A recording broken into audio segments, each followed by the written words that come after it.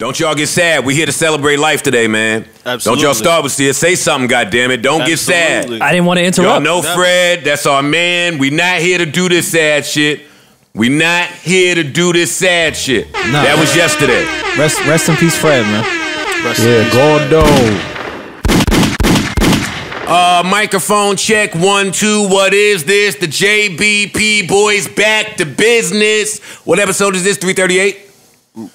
339. Welcome to episode 339 of the Joe Budden podcast. I am your humble, gracious, grateful, and highly favored host, Joe Budden, here with a few of my nearest and dearest. I have Rory across from me. Maul was tardy as usual, as if he's not recording from home.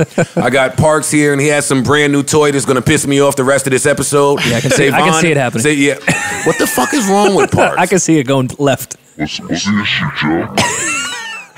What is that even saying? He said, what's the issue? That's Parks' demon time. Oh, what's the Yo, I issue? love to see what the engineer gadget freak niggas be buying off Amazon. What is this thing? That's when Parks gets in his bag. That's how he sounds. Ew, what the hell is going on over When him here? and Rim want to spice it up, he puts that voice on. Savon is here. He still has not changed his picture that we have to look at. Ugh. Erickson is here. Shout out to him. None of this is possible without him. And shout out to Alex the God. You are here, right? All right, Alex is here. Alex is here. All right, gentlemen, y'all know. His Abby doesn't piss me off as much. Yeah, as no, it's Savon's. cool. He worked on this, so it's fine. That could be like a horrible mixtape cover. Like, it's a good shot, but I know the mixtape's going to be trash. But the album cover's all right. That's what his Abby looked like to me. A trash mixtape cover? Yeah. New Alex. Parks. Tell it. Parks, what is this thing that you have? Tell us. It's just a little sampler. A sampler. Yeah, with effects in it. Look what Parks does on his downtime. I got nothing but time, guys. This is why we can't give I think that's pretty cool. Engineer too much time on his hands. They want effects. look at Parks effects. Parks effects. Yeah. All right, gentlemen, tell me how you are feeling. Tell me how your spirit is doing. Tell me how your mental health is in under 30 minutes, please. We have a lot to get to. I'm sure you don't want to be here all night. I'm good, man. Things are as crazy as it sounds. It's starting to feel normal. This quarantine shit. You're looking a little normaler. Yeah, this shit is normal now, man. This is. I guess this is the new life for the time being. I'm cool. Everything's good. You look a little clear now, Mo. This looks better pixelation. I didn't know you had exposed brick. I know you was getting money like that. Exposed brick in the crib. That's a different price range. Exposed Not brick, really. but never exposed the bricks. Yeah. Exposed when I hit a lick. Exposed. Come on, Mo. Come on, man. vibrations. Come Nah, on, the Mo. exposed bricks is just a metaphor for your past life. I mean, I wasn't gonna do all that, but you gotta let the barbershop tell your stories. You know what I'm saying? Rory wants some exposed brick in his I looked house. at a few spots that had it. I like the exposed brick. I didn't like the spots because I would take the exposed brick. Got it. Exposed brick is dope. Such All a right, New so- York thing. Tell me how you guys are doing. Before we came up here, Rory said that the internet was killing him because he said, "Hey guys, do you remember cologne?" I said that, and then my mentions flared up with, "Oh, you're fucking dirty." Anytime I get out the shower, I put on mad cologne To sit in the house? and now I'm confused. Who put I'm on in the cologne? minority here because all of my mentions say every time I get out of the shower, I put cologne on. Not every time, but I give a spritz twice a week. I mean, to sit in the house, I'm not doing that. I'm not doing that in the crib. Yeah, But no, I'm not doing that. Every time But I why? would go outside, I would wear But cologne, why? some light cologne. Because I'm asking you and Maul why. I'm not putting on cologne in the house only because I feel like once I take a shower and put on some lotion or some type of body butter, that's all I need to smell like. What? One of you niggas want to start running the dishwasher when we start recording? What is that? Word. Who's washing dishes? Oh, that just the air? Yeah, it's just some air, I think. All right. My bad. This guy is Right. His sampler. We already had the gunshot. You didn't need the sampler My for that, bad, my Parks. Mo, but no, you and Rory, y'all don't. Nah, if I'm in the house, no. Well, Joe, you have a lot of sh- guests over during quarantine, which is kind of the opposite of what quarantine is by definition. But you have a lot of guests over, so maybe you would wear cologne for your guests. No. That's actually when I don't spray it, when people are coming.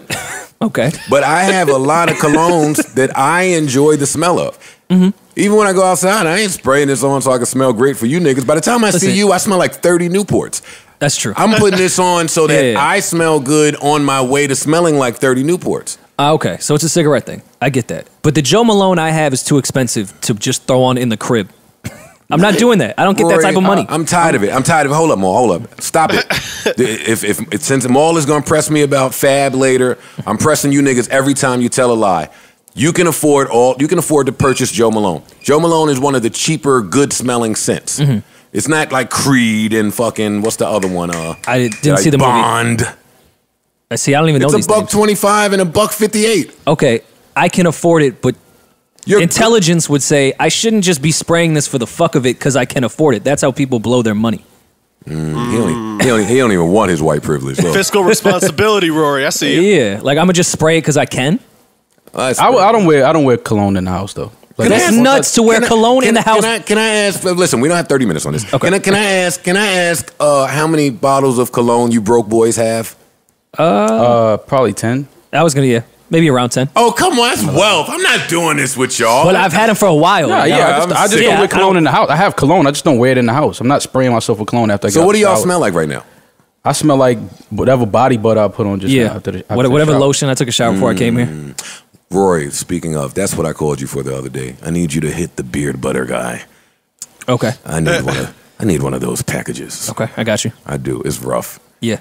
I feel like such a peasant with this hair growth on my face. That's nasty. It makes you feel. I empathize with the women now.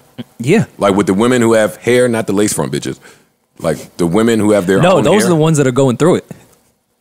How? Because they don't have their lace front? Y'all do know that women that wear lace fronts have real hair too, right? Yes, we're aware more. No. They do. Thanks, Maul. I was just hoping that y'all didn't think they were bald headed under there. Not all of them. Some Well, of them are. there's, I mean, are we talking like the Beyonce lace fronts or the lace fronts? or Tamika. The Tamika lace front. I'm just saying lace fronts in general. Because I used to think that girls that wore that shit didn't have real hair. Who is more auditioning for on this podcast? I'm gonna find out. Clear picture, exposed brick. You guys do know that women have hair under there. Like, shut the fuck no up. Because I think that a lot of men feel like if a woman has a weave or wears a wig, that she doesn't have like her What own natural hair. men think that? A lot of men think that. I like That they're literally bald under their head? Yes. I've never thought that. Not like clean bald like Joe if he shaves his head. I'm talking about like they don't have no hair. Don't say that. Don't say that. I got hair, goddammit. God. And If a girl took her wig off and it looked ain't like that, bad we hair. would be scared. Right? What more say? With Joe's hairline. What more you say? You'd be, I'm saying if a girl took her wig off and she had hair like yours, we would be like, oh shit. That would be a problem. Maul, if I I mean, told does she you look all good with the things- lace front though? If I told you all the things I've done with women and their hair, I fucking have cut out the sew-ins. I've glued in the weaves. Oh wow. What do you mean? Like helping Essential them? worker. I have glued in my first baby mama's weave. I have cut out her weave where That's you got to dope. find all the little tiny black strings in there. Difficult. What else have I done? Oh, look at you being a helpful boyfriend. Have you gelled down her baby hairs? I wipe makeup off. If you give me the nail polish remover, I'll get the nail polish off and get that's high. light. And get high. That's a good high. And get high. Yo, Yo, nobody no, want no, to talk no. about That was the it. first. Yo, And get high. Nobody want to talk about it. the first time I think I did get high was when I went with my mom to the nail salon. But like the one in like the mall where all the chemicals are just The locked. one. They're locked in That's there. the one. I was high as a kite as a baby. No, men don't want to talk about it, but boy, is that the move. Yeah, it's good. Like inhaling nail polish remover. It's really good. Your sick is sick. I love drugs too, No. Joe, but Yeah. that's extreme. Oh, y'all haven't lived. How did y'all get high when you were super, super young? Pot. No, like before weed. Yeah. Elmer's glue. Same thing. Elmer's glue. That's more Elmer's poignant. glue and nail polish. Nail polish is like the shit from Colombia It's the compared to Elmer's glue. It's the Yeah, same thing. Elmer's glue has been stepped on. Nail polish is like it's like angel dust Elmer's. Yeah. You can't get high off It's the a different. Elmer's. It's a different high. Yes, you get can high get off high of off of Elmer's. No, you If it's like cannot, the spray Elmer's, Yes, you baby. can get high off of I Elmer's. never have. And Whiteout. Wait, do y'all think you can't get high off Whiteout either? Tell me can. no. You can. White- Probably. You probably I think could. whiteout is a little stronger though than Elmer's Yeah. glue. Elmer's is just like Yeah. Elmer's is just like some regular shit. glue. Yeah, that's not really. you're not getting high off the Elmer's. Unless it's a spray can. If you get the spray can shit, you probably get high off. Aerosol maybe. Yeah. That's Yo, what you know, I know I'm sick. Sometimes you pull up to the gas station and you can smell the gas, and my first thought isn't, "Oh, I'm gonna die." It's I smell the it's gas. huffing. Wow, this smells good. No, gas doesn't smell Smells good. It smells No, good. gasoline I smells fuck great. with gas. Gasoline smells amazing. It does. It really does. All right. Probably why my brain is what it is to this day. I think your brain is awesome. Your brain was well enough to make quick work out of Maul. Nigga handled Maul. Yo, Maul, I'm surprised you even showed up today. I got to be honest with you. Why? I think my point was made, honestly. And you saying that because proves listen, my point. I think my point was made. Let's all talk over each other. No, because this. I'll start. Here's what here's what my game plan was. Here's what my game plan was. I was trying to play shit because Fab had shit from 99, 2000. Audience, we're talking about the Wayne versus Fab mixtape battle that Maul had with Rory. Maul was Fab, Rory was Wayne just a few nights ago. The overwhelming consensus was Rory made quick work of Maul, but next day... That was the consensus before we even played 2 records. They was yelling 20-0 when we played 2 records. So that doesn't matter to me. My thing was, first of all, it bothers me that you are this out of touch with reality. It does. Okay, so my thing was this: I had a whole game plan, but I didn't realize because the whole day I didn't even. First of all, I forgot we was doing it until my fucking phone turned back on. I couldn't charge my phone; it was broke, whatever. So then Rory hit me. I'm like, all right, let's do it. I didn't realize would that. Mike forget he had a game the same night though? Listen to what I'm saying. I didn't realize that in this new laptop, I didn't have all of the old Fab shit that I had in my other laptop. Mm-hmm. So I didn't realize that until 5 minutes before we got on. I'm like, wait, where's all of the old Fab? All I had was like the recent shit. And I'm like, now if I would have played 5 of the best records from each Summertime Shootout and each fucking Soul Tape, I don't think that would have been fun. I think that would have been too easy for that battle because I don't think that you could have played anything. Wayne? Yes, I don't think you could have played anything. But I was trying to do was show people that Fab has done this 20 years ago. He was putting out freestyles in 99, 2000. Mm-hmm. So I was trying to bring shit from back then all the way current. That was my game plan. How'd it work out? I didn't have all of the shit that I thought I had. So in the middle of the battle, I'm like, oh shit. So I'm trying to look for shit. I'm trying to go on that piff. And that's what I was about to say. You got to just hit up the piff real quick. But that shit had ads on it if you didn't have. It was all types of shit and it just threw my whole shit off.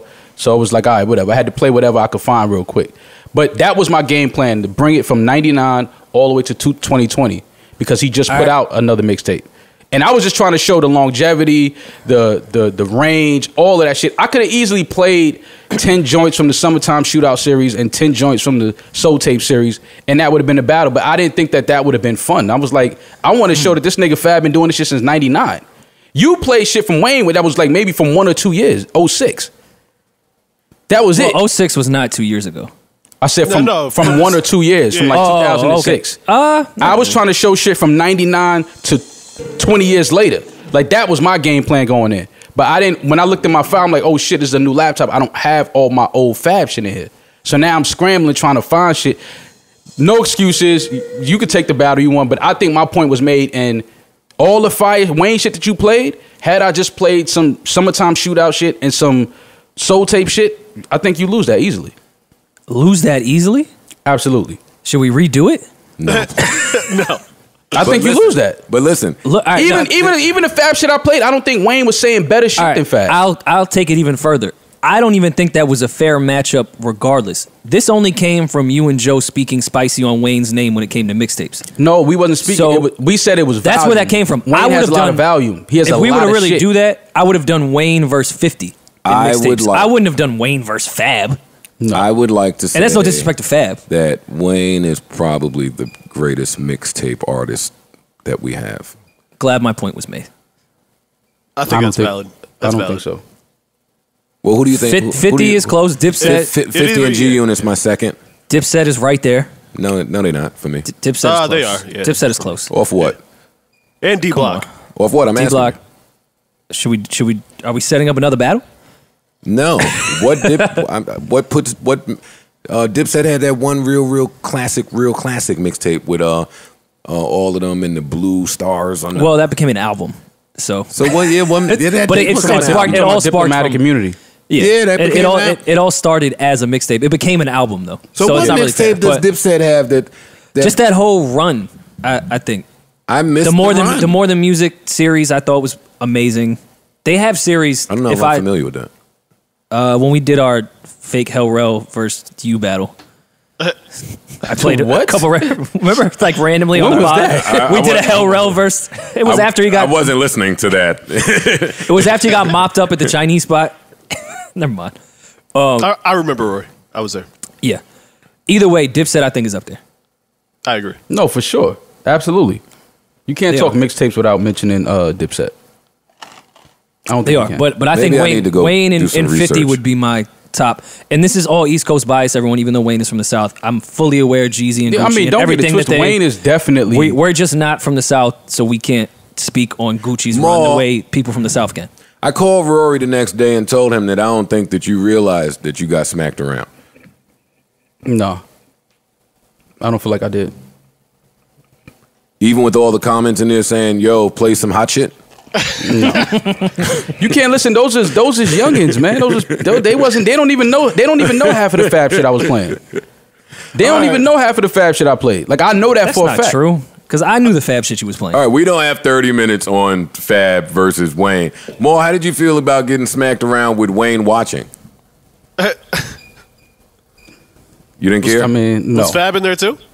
I'm sure he was. I don't know if Fab was. I know Wayne we was won't in there. know. I think he popped in and was disappointed in Maul, so he left. Maul let Fab down. Well, I was telling Joe, really coming prepared for that battle, it wasn't to really show my point that Wayne is the GOAT mixtape guy. It was really out of spite for Maul and how he threw Joe and I under the bus in front of Fab. So I made it a point that I was going to bust his ass in that battle just to show Fab that Maul's not really the Fab fan you think he is. Thank you, Rory. I'm glad you did too. That's not what that was. Why do y'all feel like I threw you under the bus? I'm glad you learned them too. Did you learn though? Fam, I'm telling you, it would have been too easy if I just played Summertime Shootout and Soul Tape. Too easy. It would have been too easy. I don't think none of that shit you played. I don't think none of that shit you played was outstanding. Like it was a couple that was obviously like the classic Wayne shit. Like Wayne performed mixtape joints at his concerts.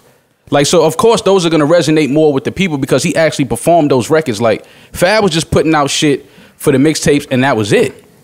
Like, so I understand, like, if people are watching and we leaving it to the people, of course, they're going to feel like, yeah, because that was their shit. They probably been to shows where he did that went off differently. But I'm showing 20 years worth of shit, radio freestyles, mixtape shit. Like I said, if I would have just stayed with just the more, popular Summertime Shootout and Soul Tape shit, I don't think that would have been, it's not really fun like that. I was trying to show 20 years worth of consistency. That's what I was trying to show. Mo, why you think I hate Fab? I don't know. I think it got something to do with him taking that song and putting it on his mixtape. I don't think you like that. Without you on it. Flex? Yeah, I don't think you like that. And as an artist, I would understand why you did. As an artist, I would understand why you don't like that. But that was my fault. I still feel like you didn't like that. How was that? Well, what is the story on that? I thought that was weird. I never even talked to you about that. That was weird. And he never spoke to Fab about it. That's why it's more weird. Me and Fab have had this. Yo, Mo is so sick. Have y'all? Let me know about it. Yeah, for those that don't know, because when he was on the show and I asked him about it, you seemed like you had no clue. You blamed it on Parks. You said I told Parks to send it. He never sent it. I sent it. That's what you said. Oh, go ahead, Rory. For those that don't know, Joe put out a single with Tory Lanez and Fab called Flex, right? I love Flex. that song. It's a good record. Great good record. I don't remember though. Yeah. My memory's bad. It was called Flex. Don't dig it up and then look at me and say, right? It was a good song, right? Definitely a good song. No, it's a good record. Parks. They put Designer as the artwork, which was odd, but who cares? I was trying to do something. Fucking hit the text. I was like, so all right, so it's Fab, Tory Lanez, Joe. Is Designer on the song? Yo, y'all seen me? That was like, when they put like fucking Ashanti on the club flyer, and it's like, well, is Ashanti gonna be there? No. She's just bad. So we threw a bad chick on the flyer. We like this picture. of her. She has like, so Amber Rose is gonna be at the party? No, of course not. Ashanti's But she's still out here thirst trapping. It's working, and it's working. Yeah, for sure. I just got out the trap. What do you mean? Yeah, for sure. You went in the bedroom, said, Rem, gotta go. Ashanti's thirsty. Like, how did it work? She loves it. How did it work? He was trapped. She was right there. Y'all so full of shit. I'm not full of shit. I was trapped. I don't want to see.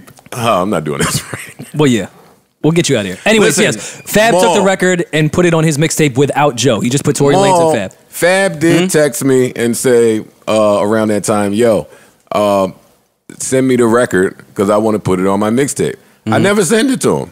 So whatever he chooses to do from there is totally on him. I'm not mad that he took my verse off his mixtape. I don't care about that. You know how much shit fucking me and Fab have been through? Like, I don't care about that.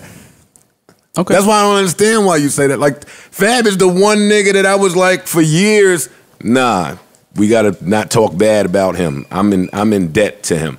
Yeah, I don't understand why you say that. Okay. Just asking, bro. But if you say it's no issue, it's no issue. I mean, I can't. I'm not gonna force an issue. You know, I'm not that guy. Nah, there's no issue. But before we leave Fab, it did hit me like a pound of bricks who Fab should be versing against. And who's that? Who's that? Wale. It's an odd matchup. Not to me. For mixtapes only? No, just in general. The real one. Like songs, albums. That's not as weird for albums. I don't think that's weird. Off hearing it, it sounds weird. No, they make a lot of great girl records that are hits, and they both can rap. Both had a lot of commercial success. Both have the album cuts that we like. Both can rap. Both may feel like they're underrated from their respective cities, even though in the latter years, Fab has really gotten a lot of acclaim for being that guy in Brooklyn. I think that was probably much harder to do when he was coming up. But today, we recognize him as being that guy in Brooklyn. And I think that would be a real good matchup. I think Fab would feel a little offended just because he's so much younger than me. Maybe. But I mean, I kept seeing Fab versus Mace running around. No. Why? Because Mace Fab has a enough. much longer, more extensive discography. Okay, I thought you were going to say more in the favor of Mace, and I was going to say no. Okay. No way. Yeah, no. That don't make sense. I'm taking Fab in that battle. Everyone's taking Fab in that battle, which I don't is why think so. it doesn't make. I think you're just going to hear the word Mace. Nobody's taking Mace. Mace had 1.5 albums. He was featured on some stuff. You don't fuck with a double up? Yeah, no, I guess. All right, gentlemen.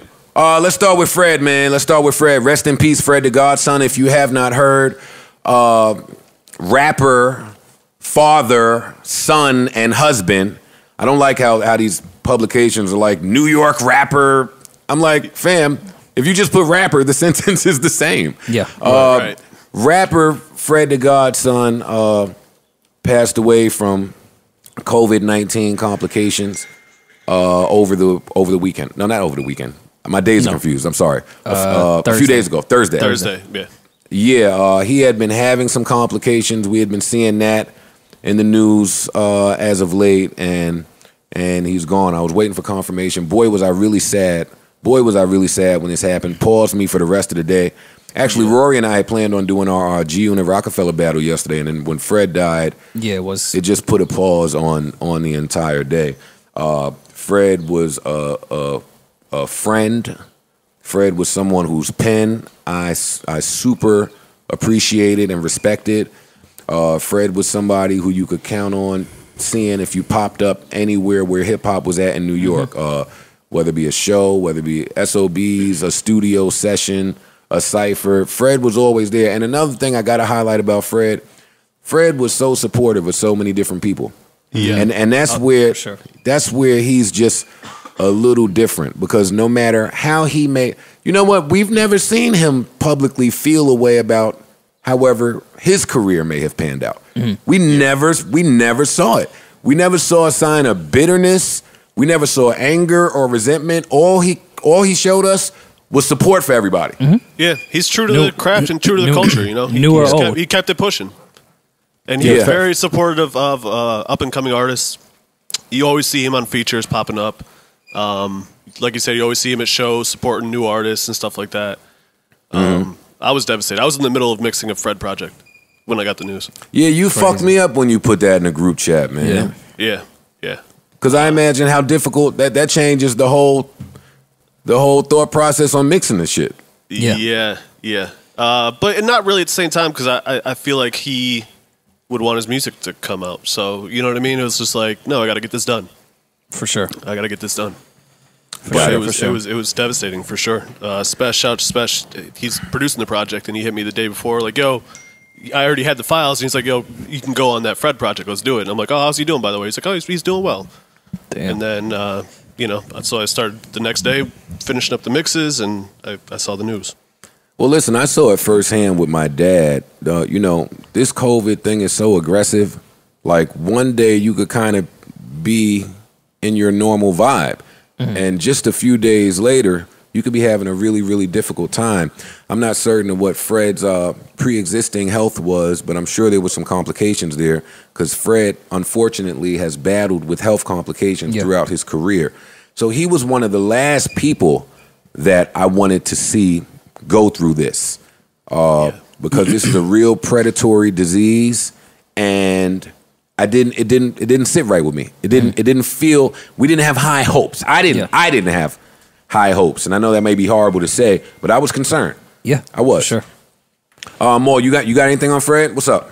Yeah, man. It's just sad because I feel like Fred was he was getting to that point where he was just starting to get the notoriety that he deserved, and I think that he had a lot waiting for him in this year and in the coming years. I think especially where rap is headed now, as far as getting back to like that street lyrical shit.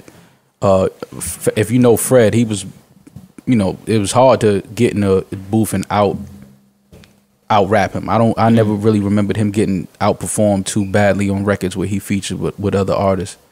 So it's just sad to see, it come to an end where he didn't get the notoriety that his talent definitely deserved. But hopefully, we keep his name alive, we keep his music alive, we keep his family in our prayers. That's the part that really hurts. And that hurts with every death. It hurts culturally because these are our brothers in hip hop. Yeah. And then when you get past that, or maybe even sometimes before that, these men are fathers. Mm-hmm. Yeah. Like Fred had 2 kids. Wife. Mm-hmm. Yeah, man. That's where it gets a little tricky. That's where it just gets scary and spooky for me, man. Yeah, it's definitely tough. I want to send my prayers and condolences to his entire family, his loved ones, his fans. I know this has to be difficult for you guys.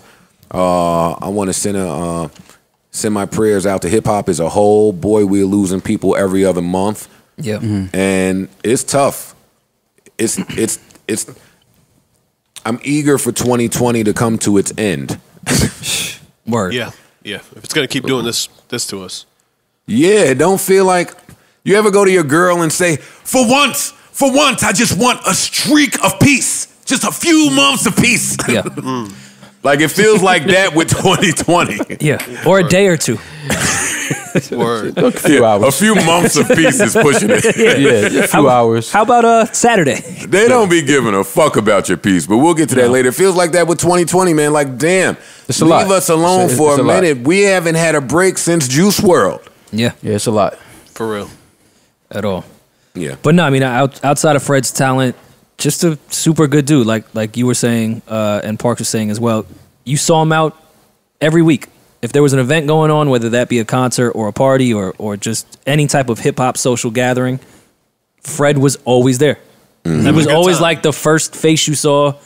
Always super humble and nice to everyone. He was just a really good dude. Word. Like, I know that's broad in what I'm saying, but if you know Fred, he's like, no, it's just a good person.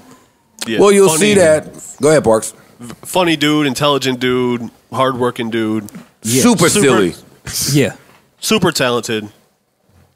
He was just always a good face to see whenever you were at a show. Always rep for the Bronx. Yeah, it was. Yeah. In New York. Definitely. Yeah, man. Our hearts are heavy right now. Fred, we love you. Gone too soon. Certainly not forgotten. And like I said, prayers to your family, fans, loved ones, children especially, man. I'll continue to hold you near and dear to my heart. And just know real niggas know what you did with that pen. Mm-hmm. And I feel like Fred is one of those dudes where that's all that really mattered to him. Like as long as you know what he did with the pen, then he's all right. He's all right. Shout out to Fred the Godson. Yeah. I'll hip you guys to a debate that Rory and I were having just out of the blue. Actually, Maul, did you see DaBaby's what was that? A Breakfast Club interview he did?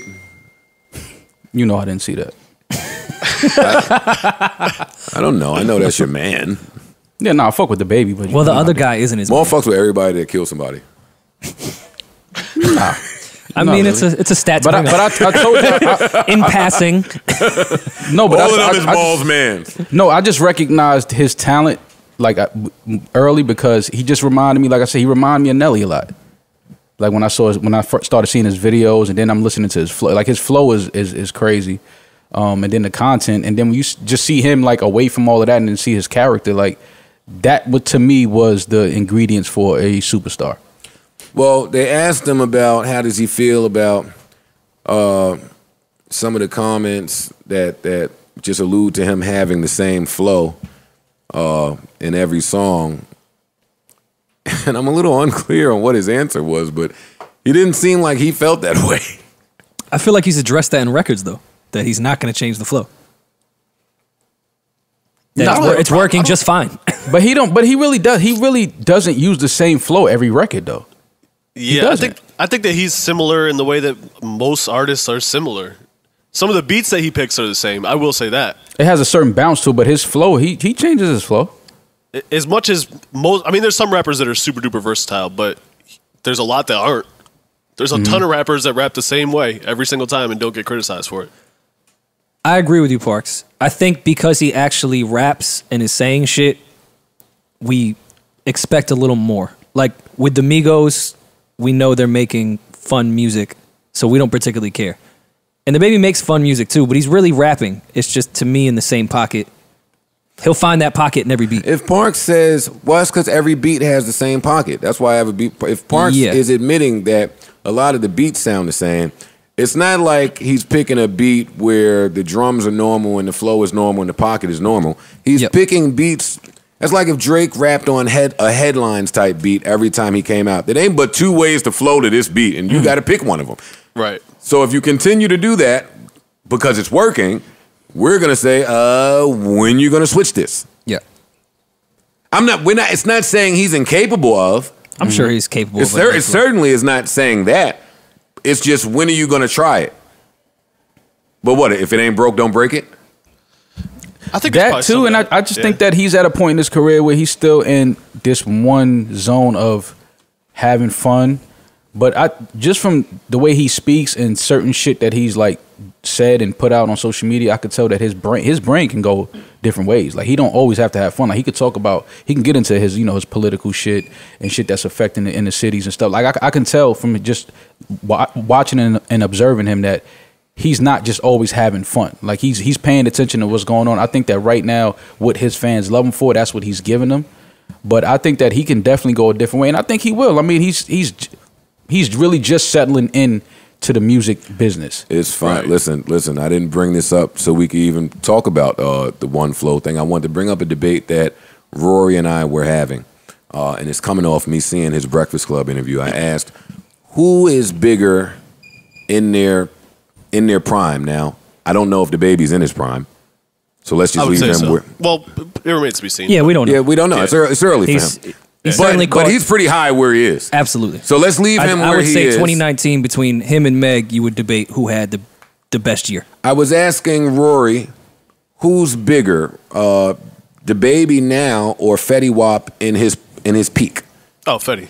So I said Fetty, even though it was a much smaller window, because I think DaBaby had that whole year, and I think it's going to continue. Fetty had like 6 fucking. It was insane. It was nuts. I would put Fetty's 3-4 month run right there against a lot of artists, not just in hip hop. Not many rappers get however many #1 or top 10 placements that Fetty had, and he got them all like in a row. Fetty's different. That run was different. Drake remixed his song that was on Billboard, and they continued just to play Fetty's version. And not only that, though, but Fetty, I think his sound was so unique when he came out. Yeah. That it was kind of like, you know what I mean? Like everybody was like, yo, who is this? Well, that's kind of my problem with Fetty. Because I don't think the sound has changed tremendously since that happened. Fetty could still live in this melodic sound right now. Just fine. Oh, no, for sure. Absolutely. Probably more than he did back then. Maul, what is your answer to this? I mean, I don't think it's fair to DaBaby, but I think Fetty. I think Fetty was more of a unique sound. His sound was really unique, especially when he came out. His timing, the timing, his sound, his look. I think it was just a package, and people were just drawn to it, and it was just a moment that was really, really big. Those records were huge. Yeah, I mean, Baby's already had a longer career. Yeah, that's true. Well, and that's why I want to jump in here with, and this is where mine and Rory's debate started. What metric are we using? Because DaBaby has already had a longer career than Fetty. DaBaby has already had a higher selling album than Fetty. DaBaby probably grosses more on a tour than for certain. Fetty. Well, did Fetty even go on a tour? I don't know. I think he did when he was hot. Yeah, but I'm just saying, like, what else would DaBaby have to do to be considered bigger than Fetty was at his peak? Yes, I know Fetty had all of those Billboard high charting records in a short span. But it goes back to my age-old question I used to ask Slaughterhouse on the Road. Would you rather 50's career, not 50, let me not use 50, but would you rather have a short, dominant career, or would you rather that be spaced out over some time? For me, I would rather it be spaced out over some time. And we said, and you know, we highlighting how many joints Fetty had at that time, but me and you we had this talk a lot where they're fucking that kid. The entire time. Why are they releasing all of these smashes right after each other? In time when this was going on, you and I were sitting here like, they're gonna ruin this kid's fucking career. Like, let a song breathe. They thought he was a hit making machine and that it wouldn't stop. No, I don't know one artist outside of maybe 2 or 3 that could sustain that type of model of making that many hot records on Billboard and continue with that. You can't sustain that type of... It's tough. It's only maybe 3 or 4 that I can think of. Drake doesn't even operate that way. Nah, he doesn't put it out that no, what artist operates that way? I don't know what. None of the hit makers that make these joints, like you say, are even handled that improperly. Yeah, and here's why I thought that was a little odd, because that was Fetty and Migos was on 300 at that time. Obviously, Fetty was bigger than Migos at that time, so I can't really compare how to handle those two. But I watched 300 work Fight Night and just sit on Fight Night. Let's shoot it. Let's put money in a video. Let's just work this record. Even though they had the Versace joint with Drake and they had other records, they just focused on Fight Night. And it seemed to work much better than putting out 6 records that were in Billboard Top 20 against a smaller group with 1 hit record. I think the difference there, though, was Fetty was putting all that shit out on SoundCloud. Like, Rem, she's from Patterson, so she was familiar with all these records and a lot more that probably could have been hits, too. Like, way before Fetty was popping. So I think that they were just running with what was already out there. To some degree. I mean, they were working those records. And you do have some control to tell your brand new artist that that's probably not a good idea to continue to release these records when because when the album came out, the album didn't even do that well with all those hit records on it. Because it was old news at that point. What did it do? I don't remember. Savon, look it up. I remember. I don't remember it doing anything astronomical either. Hold on, discography. But Fetty was running around, man. No, he had a hell of a moment. Listen, 129 first week. It's not bad. No, it's not bad at all. It's not bad. Actually, that's real good.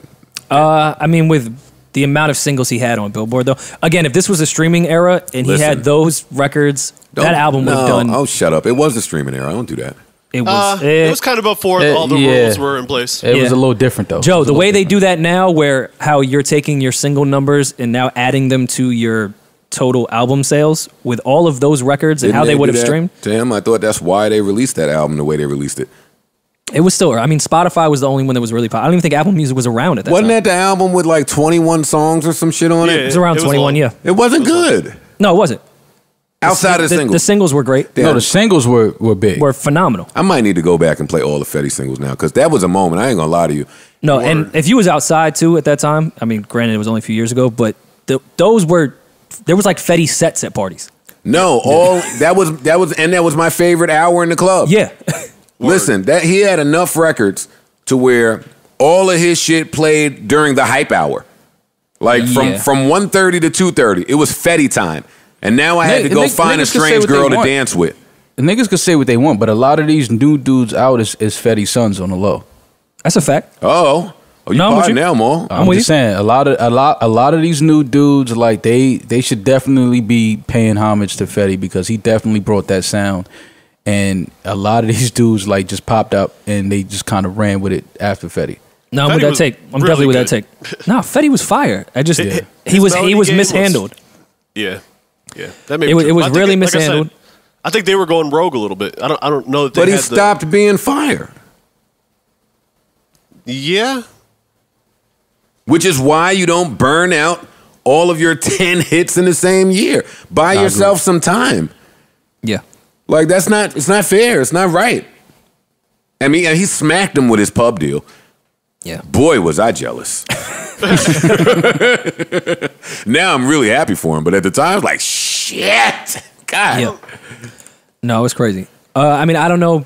This was a rumor. I'm not spewing out facts or anything. I think the falling out with him and Monty that's the rumor that had something to do with them creating music together. Because Monty is featured on almost 14 of 17 records on the album. Mm-hmm. So that was a rumor that had something to do with how the music kind of declined. Shout out to Fetty, man. We love you. We miss you. I'd love to hear some more shit. What's up with Fetty? He put out a project this year, actually, I think it was 2020. It was like a EP. It was called R&B, something R&B. It wasn't bad. It was pretty good. I kind of wanted to see, and maybe that's on that EP, but when Fetty was making all those hit records, I was like, I'd like to hear his B-side R&B stuff with that sound. Yeah. Like, he could have made the way Future did Hendrix and he sang more and was focused more on R&B sounds. I think Fetty would kill that lane. I think he could still do it. I don't think it's over for Fetty. No, I think that we're still in that sound right now. He needs the right ecosystem. Yeah. Well, what has to happen for you to think it's over for somebody? To lack the talent. Yeah, as long as you always lack the talent. Who lacks the talent? A lot. What? There's a lot of artists that lack talent. Lacks the talent to get popping? Mad artists. There's a lot of people. No. I'm talking about artists that you maybe popped and then you declined.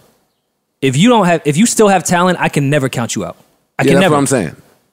I'm not. Yeah, no, that's what we're saying. Like, if you have talent, you always have a shot. Yeah, everybody. But you said who lacks talent? There's a lot of niggas that lack talent. It is true. That's not true. Everybody in the music business has a talent. The same way everybody in the NBA, they can do a move or two. That's true. No, I'm with you.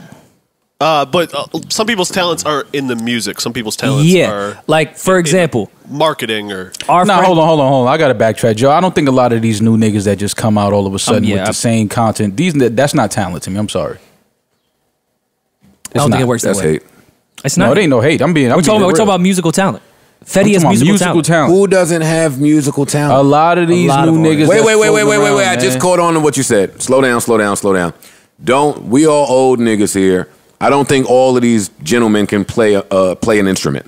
No. I'm not saying you even have to play an instrument. I don't think all of them. I think a lot of these rappers that are just out.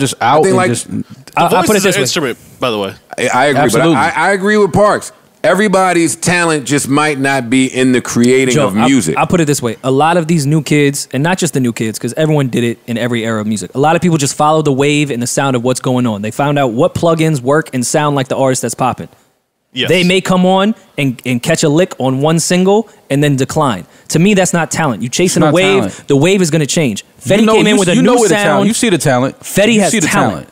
Like, Fetty changed that genre. Melodies. And had a great voice. That's always going to live no matter what. I can't count you out. But when you're just catching a lick that you can count out. Are there people in the music business that you feel like you can count out? Sure. I would love to hear like a short list one day. I can't. I sprung that on you, so you don't have to do that now. Listen, I don't even care if it's off air, but I would love to hear y'all tell me who is on the list. And I don't want to hear what y'all telling me. You're the same niggas that wrote Ja off too soon. Who? You niggas. Not me. This thinking.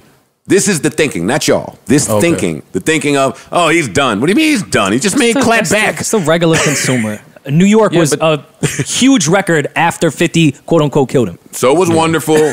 So was Clapback. He had a few.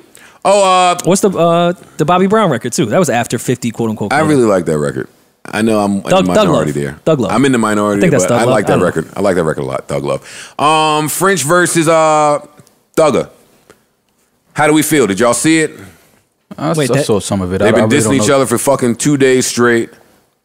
Yeah, based off of something that French said. French said something about French said that he would get the festival stage popping more than Kendrick Lamar because he has more commercial hits than Kendrick Lamar, and that's it. He was very specific to saying festival hits. So I saw the sensationalized headline that said French Montana thinks he's better than Kendrick Lamar. He never said that. I didn't think he said never that. said he that. said he had bigger, like basically bigger hits, bigger records. Well, what festival you at? Because that changes things. Valid. He didn't say. And I defer to you when it comes to festivals. You tell me. I think lineups are specific there. But French is definitely tearing a stage up at any type of festival because he has hit records that play well in a concert setting. I don't care. But I can't say that Kendrick isn't doing it up more than Kendrick. I've seen Kendrick at fest. I saw him at Made in America. He fucking tore it down. Every record. Yeah. Listen. It's different. In this, I get it. I understand what French is saying. Does he have big commercial records? Absolutely. But he's wrong in saying that he would basically have a more better show at a festival than Kendrick. No. Kendrick is a much better performer than French. How long is the set?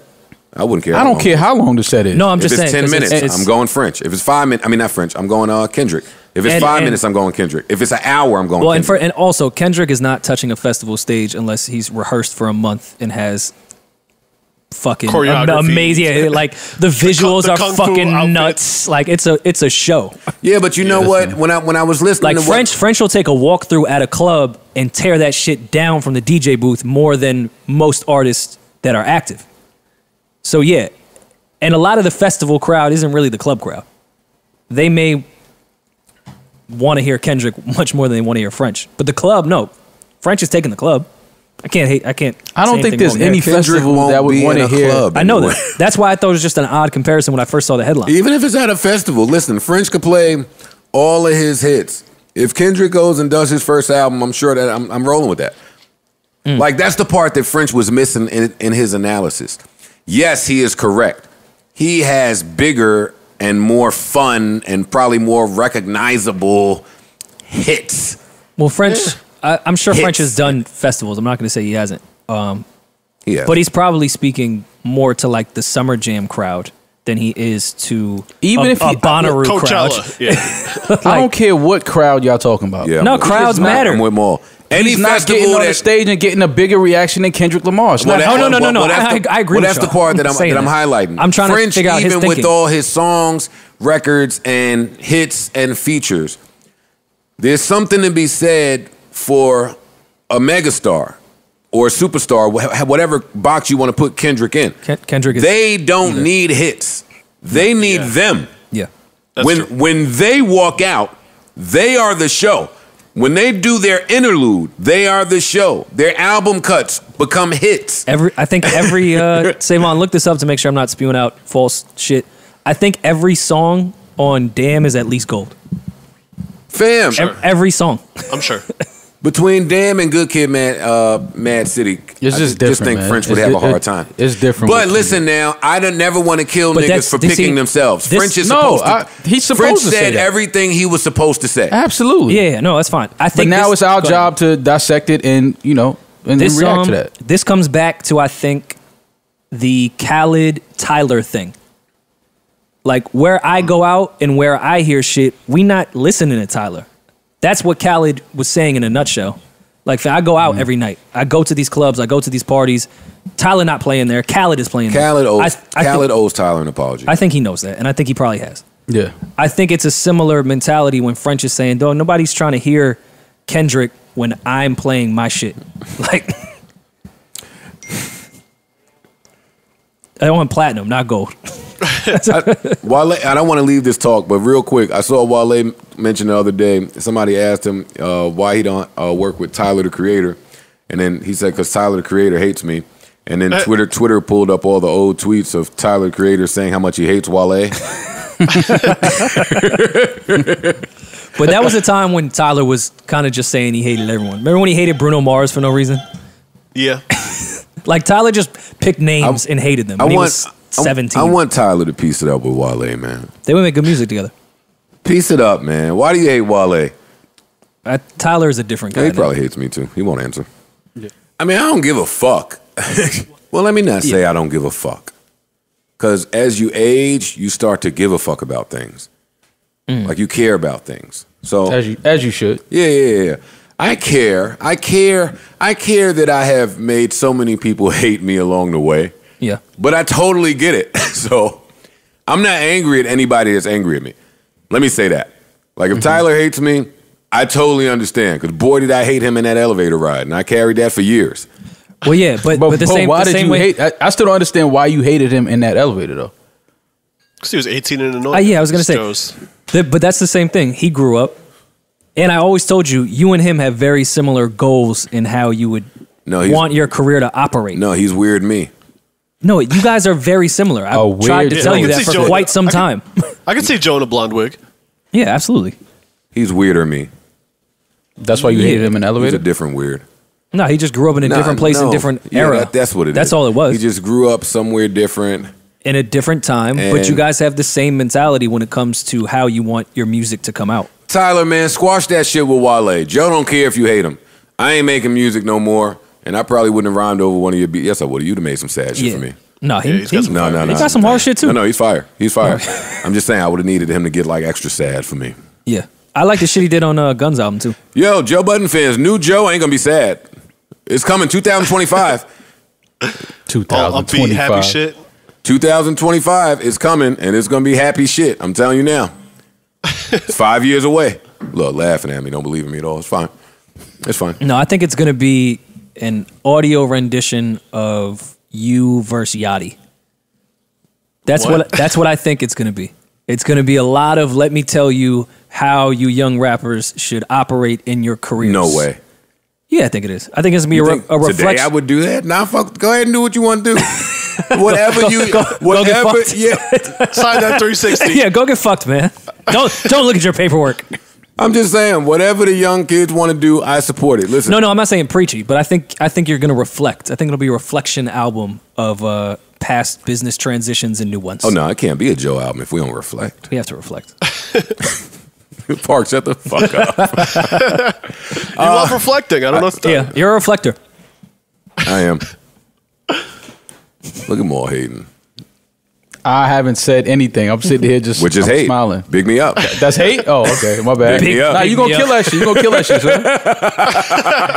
You gonna kill that shit. Nah, come on, praise me. We didn't get in French and Young Thug. Oh yeah, give me some background. Well, let's do it. Give you what? Some background. I missed it. It was an extension of the Kendrick shit. An extension of the Kendrick shit. Young Thug took it upon himself to say, French, get the fuck out of here. We don't want to hear that shit from you. And you're crazy. And shut the fuck up, sit down. And you broke.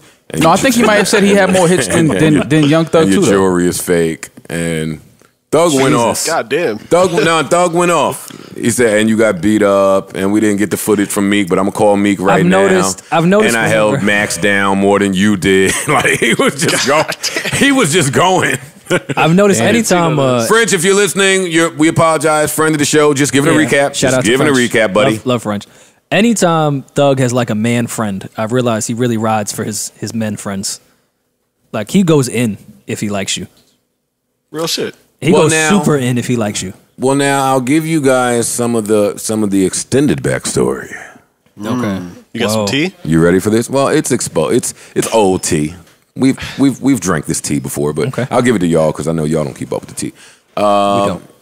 Whatever video shoot that Meg Thee Stallion and French Montana were at together, they have a song together, or what was it, Hot Girl Summer? One of them shits that French was at. Mm-hmm. Okay. Apparently, Thugger's fiance was there. Mm-hmm. I mean, do I have to finish this story, or do y'all kind of see where this is going? I'd like you to finish it. Thugger's fiance was there. I guess, as the story is told, French went to Meg and was like, "Yeah, who that?" Come on, give me which is how it always happens. I'm about to say, come on, be quiet right now. Give me how many times you guys did a yo, who that to somebody. Plenty of times. All right. Oh, yeah. It happens all the time. But see, the thing is, once you find out who that is. Well, that's where the problem is, because apparently Meg said to French, yo, that's such and such. She with such and such. Leave it alone. I'm not doing that. I'm not hooking you up. As legend has it. Legend has a lot. Legend has a lot of things. Yo, this man legend. At the end of the video, apparently, homegirl walked by. I don't know her name, so I'm saying homegirl. I'm not trying to be funny. Homegirl walked by, and French called her over, and she went over thinking that he was about to apologize for whatever had happened earlier. And according to legend... Hold on. I don't want to cut you off. Did something else happen besides French asking Meg, who is that? No. So why would French apologize? If he did something afterwards when he found out who it was, yeah, you should apologize. But no, if I'm asking who's that and then you tell me who it is and I go about my day, what am I apologizing for? I totally disagree with that. If I see a girl I'm attracted to, ask my friend, yo, who is that? And she says, that's so-and-so's wife, and I do nothing after that? That's not how that goes. Huh? That's not how that goes. Yeah, no. That's not how that goes. I'm with Rory on that. What? If I see a girl and she's attractive, and I ask her homegirl about her, and she says that's somebody's. But that's not where the story. That's not where the story should start. If I see a girl that's attractive, the story should start at me and your fiance have been in the same room, in the same circle, in the same clique mad times. It has to start there. So now I don't know if that's what happened. You're adding more into this. I'm not adding anything. I thought we were just at a video shoot and she happened to be there. We are in a video shoot, but I know that French and Thug have been in the same room at some point. Like I don't know that. You do know that because all of us in this business have been in the same room at some point. But that doesn't mean I keep track of everyone's fiance. Which is why an apology to me should be issued. I'm not telling y'all to agree with that. But if me and Maul have been in the same circles, running around, we don't have to be friends, but we've been in the same circles, fly enough to say what's up to and acknowledge each other when we see each other. And then at a video shoot, you kick it to my fiance that you didn't know was my fiance. Once you find out that that's my fiance, I would assume for some friendlier verbiage to come about. Like, this is what happened. Yo, I didn't know. You're changing things. Kick it to and asking a friend, yo, Meg, who is that? If I kick it to you, I may then hit you and be like, yo, I didn't even know that was your fiance. I apologize. Yeah, but if I'm asking my homegirl, if I ask Meg, yo, who is that? And she go, that's Thug's wife, and I don't do anything, that changes things completely. Yeah. If I kick it to and you're Thug's wife, I gotta hit him and be like, yo, I didn't realize that was your fiance. I hope I didn't make her uncomfortable. All right, well, we don't need to argue because he called her over. She thought she was going to apologize. Okay. And then he attempted to kick it some more. Okay, then now once you have the information, that changes things. Yes, that changes everything. So then she put a video out saying, yo, you fucking goofy ass nigga, you knew who I was, and if you didn't, Shorty told you who I was, and you still proceeded. Yep. Yeah. No, that changes things immensely. Now he's in the wrong. He's in the wrong. French is in the wrong. And Thugger sent a bunch of DMs saying, yo, you a goofy ass nigga, and I'm gonna kill you when I see you allegedly. As Thug does. Yeah. So now with this that's about how it with should this go. new information, and you know what? You niggas is slimy creeps, man. You niggas is rappers? And you. Rappers are not me. Everyone on the Zoom, including Erickson, is probably a slimy creep. Nah. No, I've never tried to holler at a nigga girl that I'm not like that, but we're all slimy creeps. Oh yeah, we're men.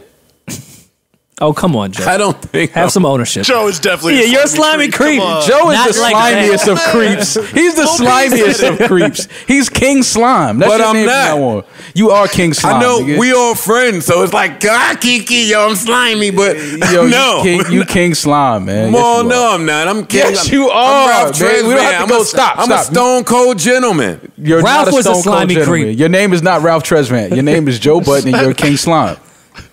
It's cool. You are. Yo, it's been proven. I want to fire Maul. Yo, it's been proven. You was who you was when you got here. It's been proven. By who? Your dating history. It's been proven, bro. What are you talking about? My dating history says I'm slimy? Yes. Oh, you be listening to these chicks? I be seeing you, nigga. What you mean? I'm not listening to you taking their side? I see you, nigga. What you talking about? Oh, you running with their version of the story? Maul was over there like, damn, he did that? Yeah, nigga, I'm just saying the chicks that he dates, like there's history with other people that he's fly with. That's slimy shit. Yo, Mo, you are fired now. What are you talking? It's the truth, man. No, I thought that when Maul joined this podcast, let me tell you how delusional I am. I thought that when Maul joined this podcast, he's lived with me, we've been fly for so long, that he would come on here and speak to my greatness. Yeah. He has not done that. No. What have I done? Kept it real? Who I fucked that I shouldn't have fucked? There's a few. and no, wait. We should unpack. Not saying you fuck. I'm ready to unpack it. But no. Not saying you fuck necessarily. But there are some that you have fucked that maybe you shouldn't have. But when we talking about the slimy shit we were just talking about, even in hollering and just certain conversations and certain settings can also be some slimy shit that you shouldn't be doing with. I don't feel like I've ever kicked it or attempted to kick it to a chick that I had no business kicking it to. Okay. If you feel that way, that's fine. But if you feel differently, then I want you to articulate that. Maul, can you hint to a situation that may remind him? Baby moms. Yo, articulate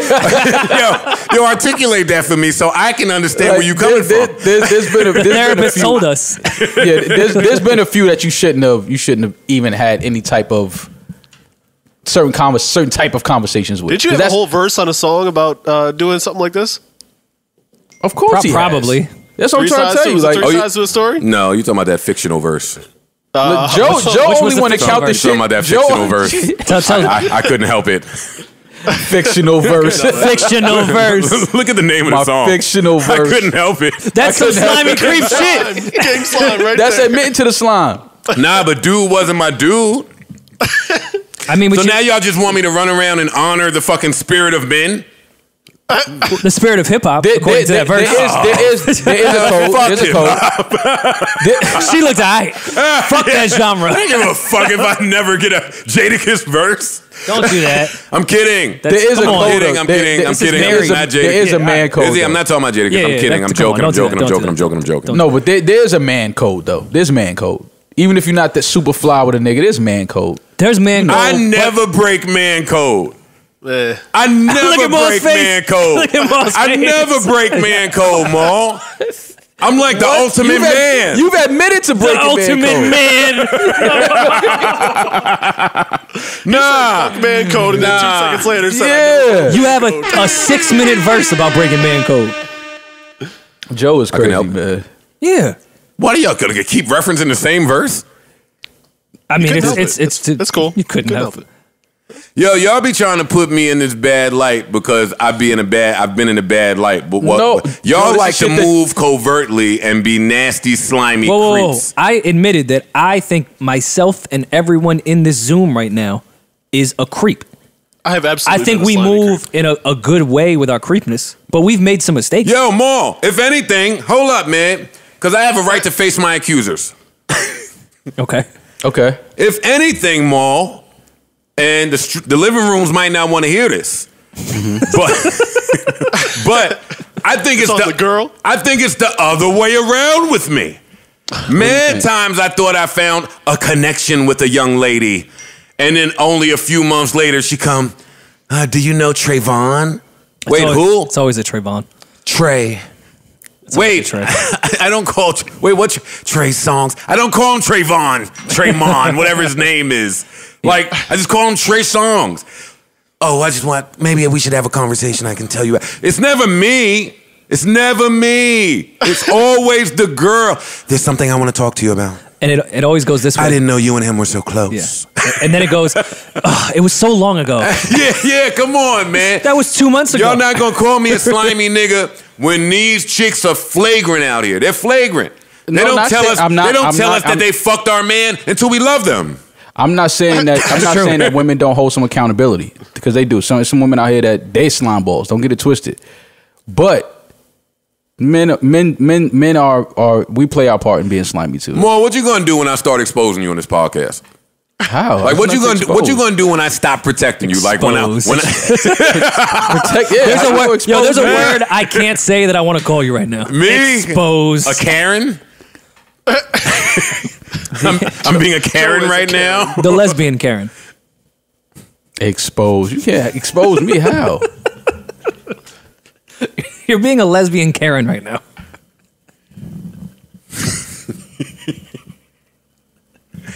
Yeah, Maul. I protect all of Maul's little muddy stories from when we lived together. I don't give them to the living rooms. It's like he come in here ready to give the living room my shit. Nah, not at all. We just fell into the conversation. Not taking accountability. We've all taken accountability here. Yeah, you said you wasn't a slime ball. I can't let you. I just don't think I am. I just don't think I am. Well, I'm just letting you know that people know you're a slime ball. Not my bitches. You shit. Got one coming. That's why they into you. I got one coming tomorrow. She's eager. Yeah, because she knows you're a slime ball. She's a slime ball. She's happy. Yeah. And I'm joking. These chicks love slime No balls. one's coming here tomorrow. You take their That's what we just said. Women are slime balls too. Don't get it twisted. Yeah, it's cool. and are attracted to slime balls. I don't want no fucking awkward FaceTime calls. I'm cool. No one's coming tomorrow. Okay.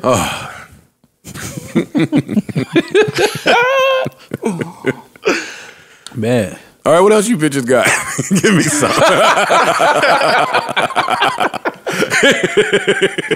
Hey, calling a zoo full of niggas bitches is crazy.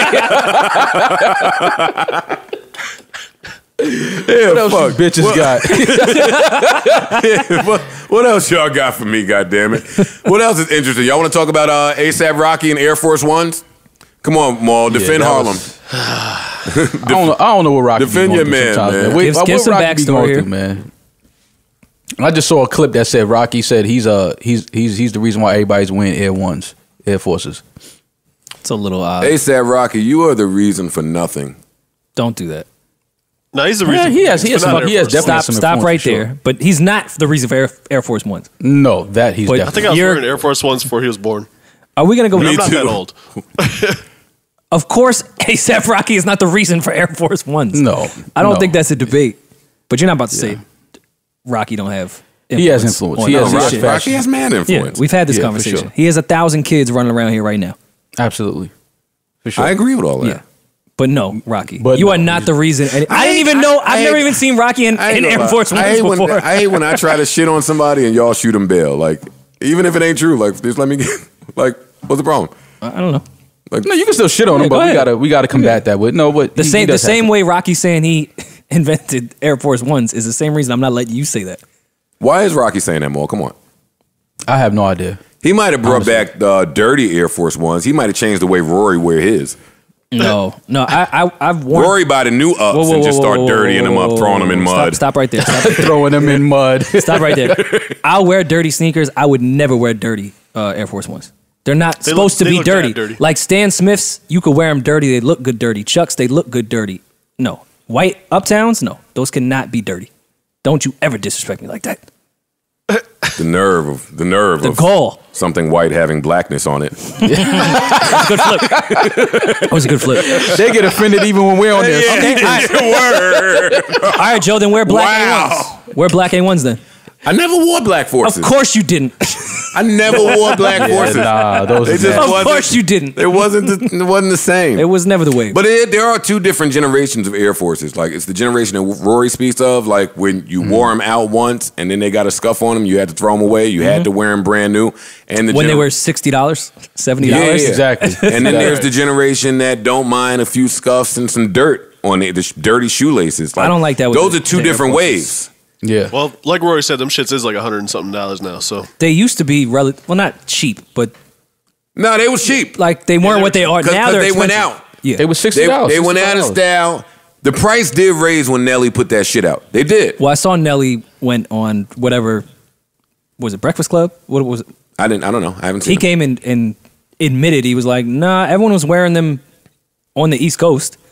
No one down south or the Midwest was. So, yeah, I brought it for the world in that capacity, but I'd never say I brought Air Force Ones back. He changed the stock price of Air Force Ones. He did. He definitely did. That's for sure. And they brought way more colorways after that. Yeah, all the whack shit. Yeah. Those were weird. All the whack shit that only Queens niggas wore. I did like the little stitching when they did the... Only Queens niggas wore the fucking funny colored Air Force Ones and Timbs. Like, only Queens funny niggas... Funny colored Timbs are weird. Queens niggas had green Timbs. Like, ooh, killing them. The forest green was cool. No, it wasn't. Yeah, the forest green was the forest green was those was okay. Those wasn't bad. Nah. They started getting weird when they started putting the tree all over the boot, though. I didn't know where they was trying to take the culture with those. When they put the tree stamp all over the boot, I was like, all right, where have we gone now? They're like the NBA logo jeans. Then they doubled the tongue. Like one tongue you could peel down and the other one would still be up. It was kind of like, Kith would never. They just went crazy. Kith did do Timberlands.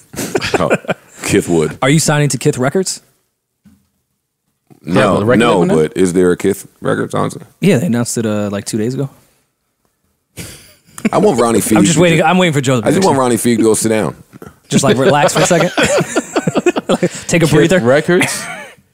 Yeah, they said, no, I literally know nothing but what the post was. And he said he's looking to sign a Queens artist and just put his all behind one artist. You know what though? I can't even be mad at that idea because back to what I said years ago on the show. It's so easy to get popping now. It's so easy for artists to get on now. It's with the streaming era. It's so easy. You can just make a record and put it out like that. Now so you why on to would they something not? now? We never had this talk. What you mean? How do you guys feel about $200 dates? No, honestly, you can't be mad at Ronnie. Maul, why not? Maul, honestly, I feel like I don't want to say has missed his calling because I don't think he's missed it. He's still young enough to do anything he wants to do. But Maul has a career somewhere. I don't know if it's managing or A&Ring. I can't manage none of these artists. I'll end up killing one of these dudes. Maybe A&Ring. Maybe Maul's a good ear. Maul has some calling in that stratosphere that I can't think of. Maul should be a lifestyle coach. I should be a lifestyle coach. Yeah, like the way artist development. I'm interested. The way artist development used to be, like in labels, and that's gone now. No one does artist development. You should teach your artist how to walk outside. How to be cool? Yeah. I'm really not joking. I could definitely do that. How to move. Sure. I could definitely do that. A lot of these artists move wrong, especially now with their phone in their hand all day. Are you okay over there? M.A. Yo, BX. Let's go.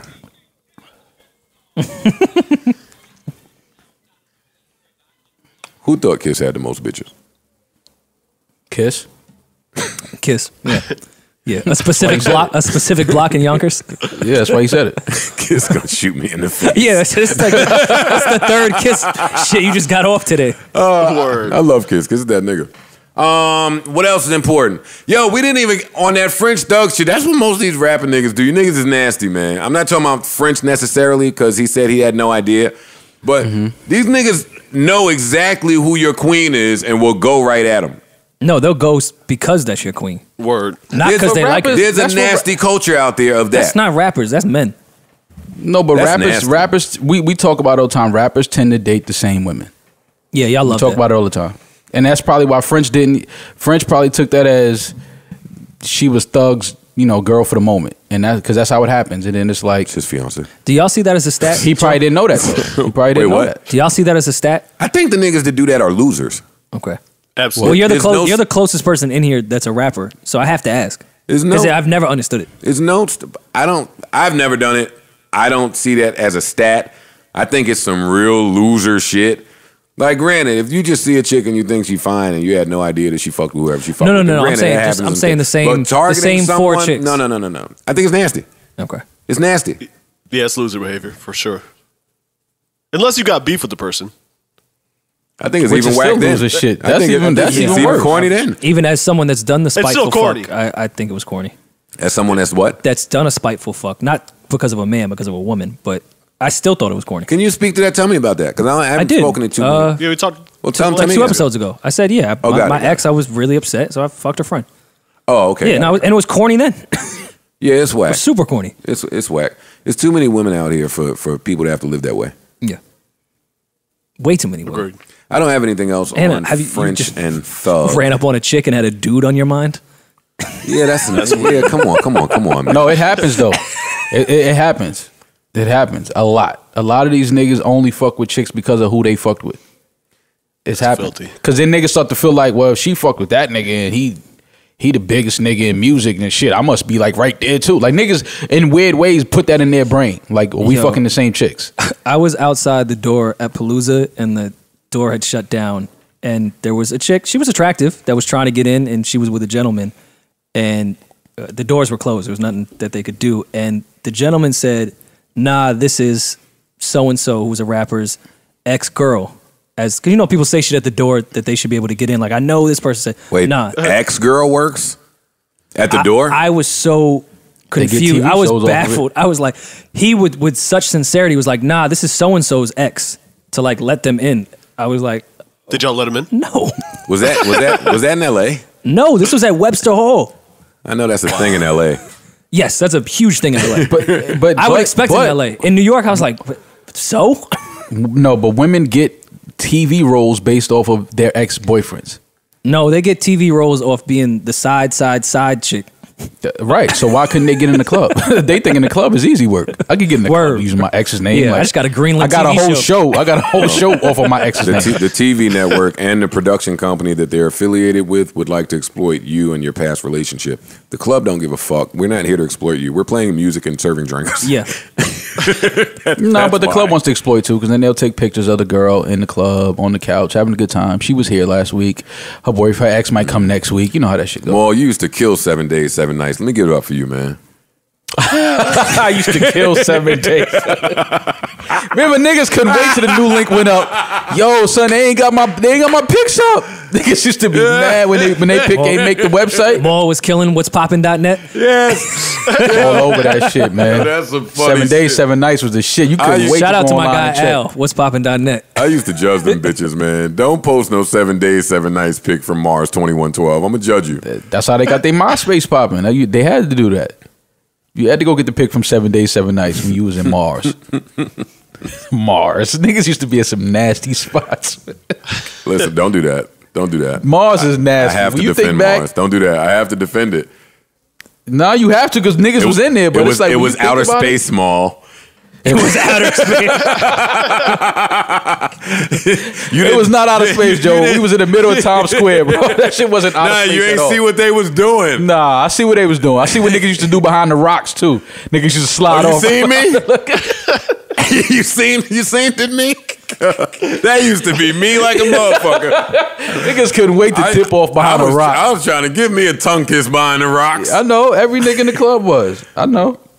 Mars. Maul, you've tongue kissed in the club? Absolutely. All right, so me and Parks get shitted on every time we bring this up. Yeah, well, now all of a sudden y'all tongue kiss in the club? No. Parks, fuck y'all. Now fuck y'all. No, Parks has tongue y'all tongue kiss women that y'all didn't know. That's fire. No. It was nasty for y'all because y'all say y'all tongue kiss women y'all just met. Facts. Yeah. I've been looking for her ever since. Big facts. I've never done that. That's way more exciting. I still follow Michelle. Who wants to tongue kiss girls they know? No. I think Michelle dancing now. It's like, damn. Nah, Mo, all the alcohol kills the germs. Right. Oh yeah? Is that what happens? Yeah, little Jameson will wash it away. Yeah. Man, kissing strangers is fun. It's that shit. Joe was white though. That's cool. And then look at the temple grab after that. You can't. You didn't just like he drop said knowledge. Something intelligent. You just drop knowledge with that one. Fuck out of here. It's not fun. It's disgusting. That's how you end up in hospital with mono. Remember I brought that little white girl to the crib? And you was like, yo, in the morning, Joe not going to know who that girl is. Yo, fam. I woke up to this little midget white girl from Michigan like, yo, you have got to, I don't know who you are, but what you doing today? You gotta go. What you doing today? What you about to do? Yo, I ran in more rooms so fast. I said, yo, who the fuck is this bitch? Your work. But see, and that's where you get a lot of your false narratives from about me. Let me tell you more. I didn't. How do you know? See, if you don't remember. First of all, Rory, I'm not one of the guys that refer to lovemaking as killing. All right, well, grow up. That's how my generation refers to it as. You killed. I know, I hate it. Yeah, you killed, didn't you? Yo, this is a soft act. Everyone's still breathing. Nah, but I didn't kill them all. Okay. How do you know though? You're just injured? How do you know? I'm a block Parks. If you say you didn't, you didn't. I don't know. I didn't kill. She was from Pittsburgh, I think, that little white girl. It's a good city. But my jersey is in the sky in melody. That's a fact. That's a fact. I'm not going to hold you. Look at where your jersey is. Listen, Parks was there. Yeah, nah, you were King Slime. Man, fam, I used to go Parks, that's what I'm saying. Melody and shoot 1,000 from the field. How is he not King Slime? Wait, look at old days. Because bro. You had a bunch of Dominican women that literally did not speak English follow us back to the crib from Melody and stay the night. Fam, Maul tried to get a van full of girls to follow us to Edgewater, New Jersey from Boston. That's dope, though. That's fire, Maul. I've done that. That was a vibe. I've done that from DC before. Yeah. Yo, the only reason we didn't do it, because we all felt good enough to do it, but that 4-hour ride, we was like, in 4 hours, we ain't gonna like these bitches. We're gonna change our minds quick. Like, yo, you know what? Y'all can go ahead and turn around. Yo, how you feel about people can change in 30 minutes? But wait, yo, you know what? On second thought, when the car is from Boston, that's craziness. Like, you're gonna get to a rest stop like 3 hours in, and they're gonna get to the same rest stop. They'll get out the car and be like, nah, these chicks should go home. Yeah. I'm cool. You're like, nah, y'all can turn around. Just get off here. Yo, it's crazy. We caught a flat. Y'all should go home. I need a better line. We caught a flat and y'all can still see the car. Still driving, just fine. That's weird. We've been following you the entire time.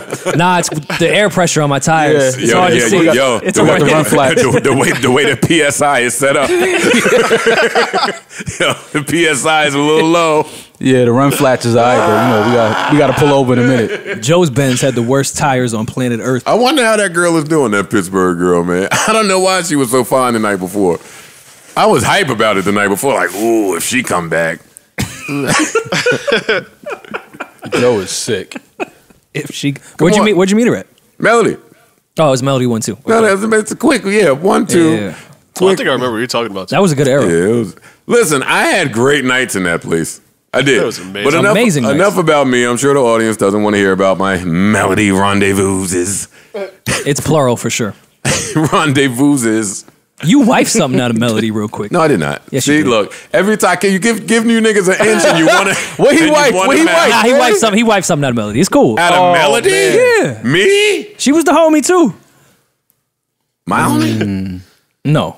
She was cool. Nigga, we knew Sin before Melody. Fam, you wiped something out of Melody. Who? We went on Queens double dates in the mall together. We was at Queens Center hand to hand like Usher. I miss her too. Nah, she was dope. She was cool. No, she was pretty cool. I know exactly what you're talking about too. I liked her. Yeah, nah, she was dope. No, she was super dope. A little She young. was cool people. A little young. Very young. But boy, was she a good girl. She used to have Joe in Corona in neighborhoods Joe had no business being in. I was like, Joe, this ain't the block we need to be on. I know this block. Let's get the fuck out of here. That's my hood, nigga. Once Joe lock in, he lock in though. Yo, we was like a block away from left right. Thought I was toxic. Thought I was toxic. So, he going to the hood. Like, where you at? I'll pull up. So what you mean is, when Joe likes someone, he likes someone. Absolutely. That's what I mean, Joe. You're right. That's exactly what I mean. She was super cool, man. She was cheating, but I caught her. I mean, she was cheating. She was cheating with her boyfriend that she was probably with the entire time. Nah, King Slime. So Joe was the side. Nah. I just don't think he peeped. I was out of town. She was cheating with some dude. Yo, and I've never been lucky enough. I'll tell this quick story and then we getting out of here. Shout out to her. She'll remain anonymous, but dope girl. She's oh my God, I want to see her again. Yeah. I want to see her. Real I almost pulled up on her crib. Here, you still here? You quarantined? Yo, she gave me her phone one morning, right? Because she needed to charge her phone before she got out of there. And I plugged it into the laptop, and all her fucking voice messages was in there. And for some reason, she recorded the dude that she went out on the date with, and he was super. I have it here. I should play it. How you still have that? Let me see if I still have it. That went through mad updates. Let me see if I still have that. Cause it says voice memos right here, and every time I go to voice memos. See, look. Yep. It's right there? Yeah. Yep, here it is. Eric trying to fuck me. Wait, that's what it's titled? Yeah. She wasn't trying to hide anything. No, she couldn't believe that Eric was going so hard. I guess at the time, whoever Eric is, he was super drunk. So I guess he was going harder than he normally does. So she called herself recording it so he could hear it when he sobered up. Okay. Like this. And he was going like like the total uncouth bag. Like, yo, nah, come on. I really want fuck tonight. Like, give me a kiss. I can't give me touch kiss it. on a voice note. I can't touch it. Let me touch it. Yeah. Damn, but why? Come on, man. Like, what? If I could hook, if we was at Parks, I would play this voice memo. I got you right here. For real? Yeah. Oh, I could play from the DJ app. Duh. Yeah. Here we go. Look, Eric trying to fuck. I want to be with you. I'm recording your answer. Okay, record me. I want to suck your pussy. Yo, I'm feeling him already. I'm rolling with Eric already. Like sometimes you just gotta go straight to the Sprite rack. Make your first rack the Sprite rack. Nah, I'm fucking with Eric. I want to eat. I want to suck your pussy. How do you start like that? Eric was. Yo, shout out to Eric, man. Hold on. Shout out to Eric. Wherever. Here you go. Okay, record me. I want to suck your pussy. I'm gonna send it to you tomorrow. Send it to me. And I'll send it to you 3 times. I don't care. I want to suck your pussy. Send it 3 times. Send it 3. Yo, I'm fucking Eric right now. He really wanted to suck the pussy. You fuck with Eric until he talking to Sam in a fucking no. Dodge Charger the night before she comes home to you. No, I'm killing Eric, but I'm fucking with Eric. Yeah. And I'm tasting your lips. And I want to be with you tonight. I want to be with you. All right, never mind, Eric. No, he getting into his shit. Hold on, let him No, I hear his tone, his voice too, trying to put the smooth, like, yeah, I'm trying to be with you. Yo, I'm not gonna play no more because I don't want niggas to use voice recognition and all types of shit. Come on, let's give him 10 more seconds. Yo, you know what's see crazy? What talking about. Eric probably listened to this pod. Shout out to you, nigga. Word. You don't be with you. Why no, you cannot be with me? Those are definitely DTs. Who those are DTs? Because I work tomorrow and I gotta be up. All right, now we'll hear about you working tomorrow. I ain't gonna lie. Eric sounded like he was close. Yeah, she said that I had she to didn't work sound excuse. too bothered. No, Eric fucked that night. No, that worked. He definitely sucked some pussy. That worked. For sure. Yeah, For sure. man. Yeah, shout out to him, man. Shout out to her. I miss her, man. Shout out to Eric, man. Holy shit. Yeah, she was cool. See, I'm looking for that moment from y'all. See, Eric is an essential worker. I can tell.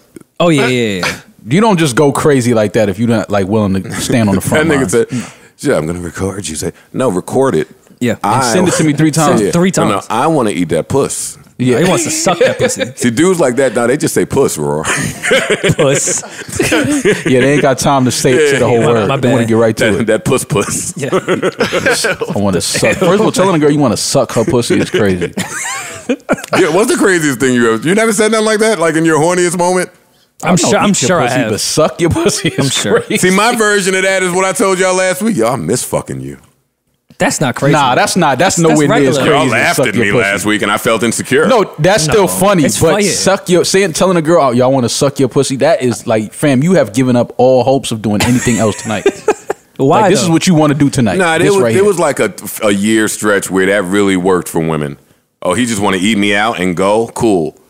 I was never that dude. No, no. I'm not coming to eat you out and then revving the car back up. No, I'm cool. No.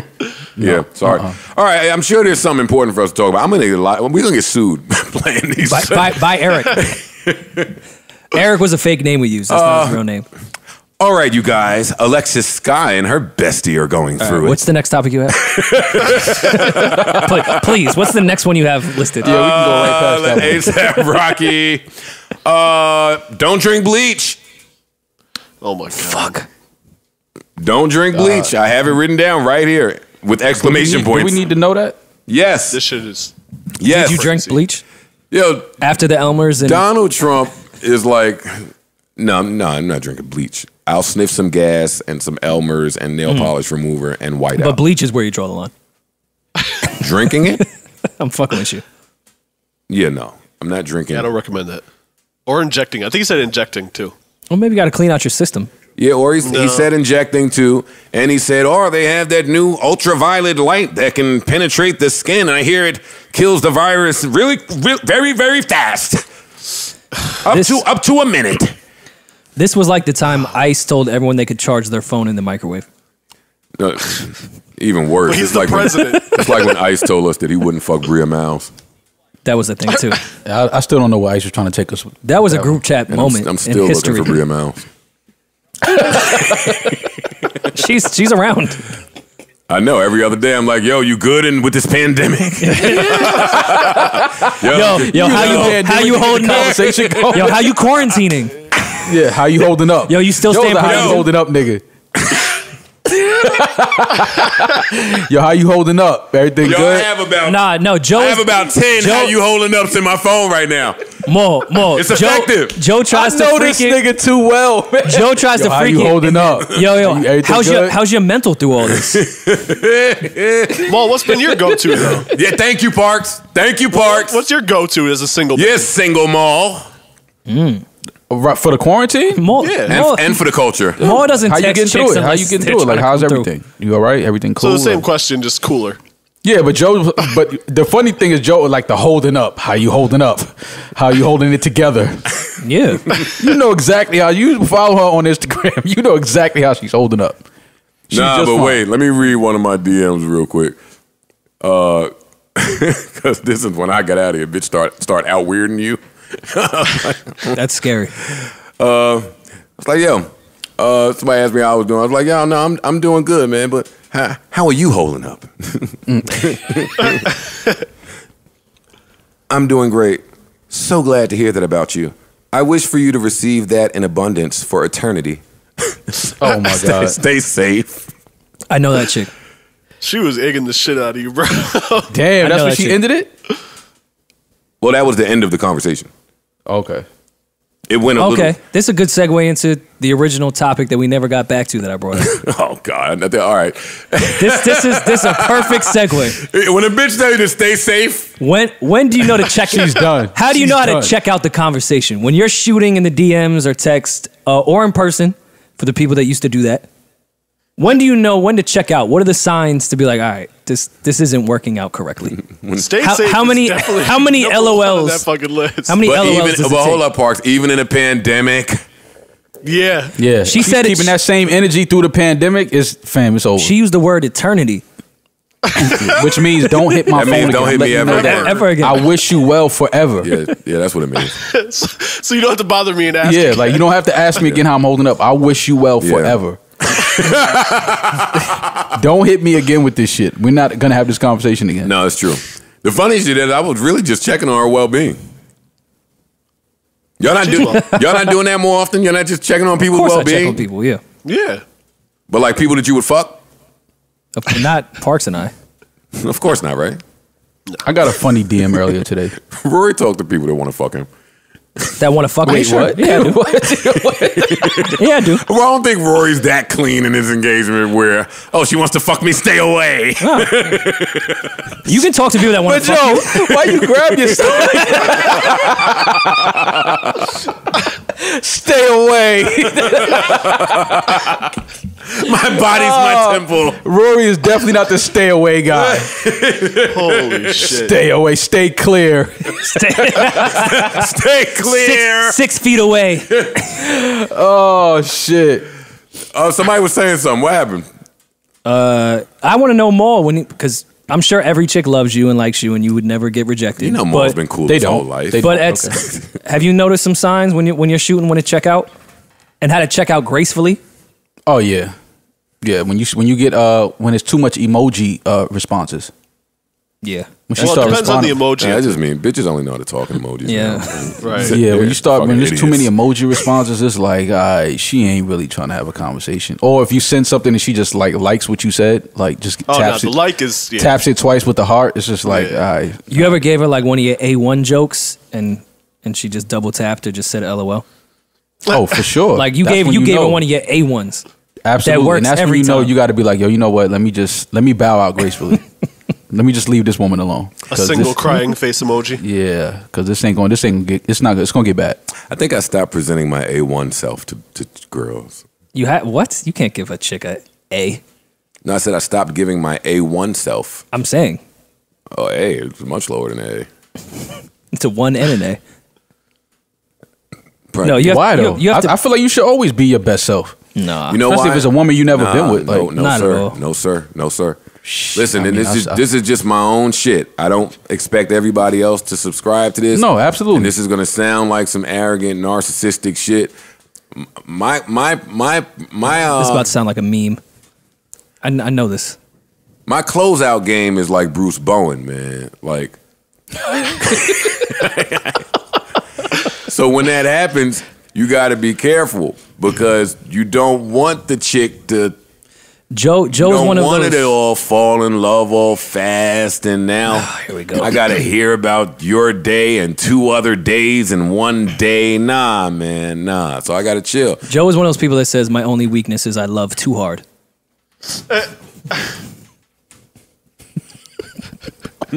He's one of those. Joe, you be getting that off? Nah, not that Virgo shit, Maul. Nah, not that I love too hard. That's too muddy. Does anyone that's think when you ain't got no more mud left? Yeah. Do you think there's any shitty Virgo people? That's the big Joker mud. Yeah, that's the Trump mud. Yeah, look, you say that, it's like he's bottom of the knife. He's swinging for anything now. Yeah, no, it's true. I'm positive I've gotten some muddy shit off, but I'm not sure. to that. For sure, women like muddy shit. Not to that. And women will know, like, he just being muddy right now. The best way to be muddy is admit you're being muddy during the muddiness. Now, my mud line is and it's comedy. Y'all feel like we've been kicking it forever. All right. You hit him with the. First of all, I feel like we've known each other for so long. Yo, how long has it been? It's been a week. Yo, 1 week, 7 days. Park, since you're the only other person in here that's made out with a stranger before, did you not get off the I feel like we've known each other forever line? Oh yeah, absolutely. That's the go-to. In the dive bar makeout session. Hell yeah. Oh, right before the makeout session. I feel like we've known each other. Yo, I could tell you anything.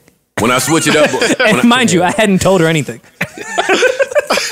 I hadn't told her a thing. That's why it'd be funny. I feel like I'm so comfortable around. I can tell you anything. She didn't even know my last name. Yeah, no.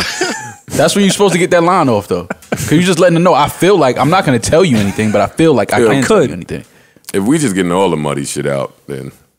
Here you go, Joe. Joe about to swing for the fence. I can tell when he gearing up to go out the park. Right. He about to pitch a no-hitter. No, forget it.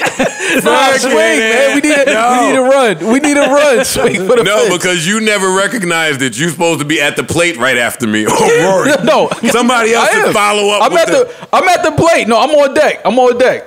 There's 2 outs, though, so be careful. Word. Nah, you just got to put your hand on her. Someone's, I'm such a sucker for soft skin.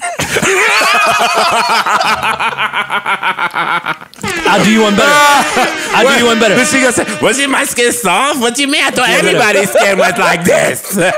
Nah, it's you. What lotion? What lotion you use? If you compliment the lips, you're on some muddy shit. Oh, that was my next one, Parks. Oh, nah, that's the go-to. I love your mouth. Look at your lips. Yo, men we are so disgusting. And predictable. We're disgusting and predictable. No, I say I love your mouth and then slow lean in for the kiss. Joe want to be an actor. What movie you was watching when you saw that and it worked? He wants to be Bradley Cooper so bad. He did one of those little boots on her nose. Bradley Cooper. Joey Cooper. Yo, y'all do know music came out, right? Man, we don't give a fuck about the music, man. What music came out, though? Alina Baraz came out. Remember, she was pushing her album up from May to April.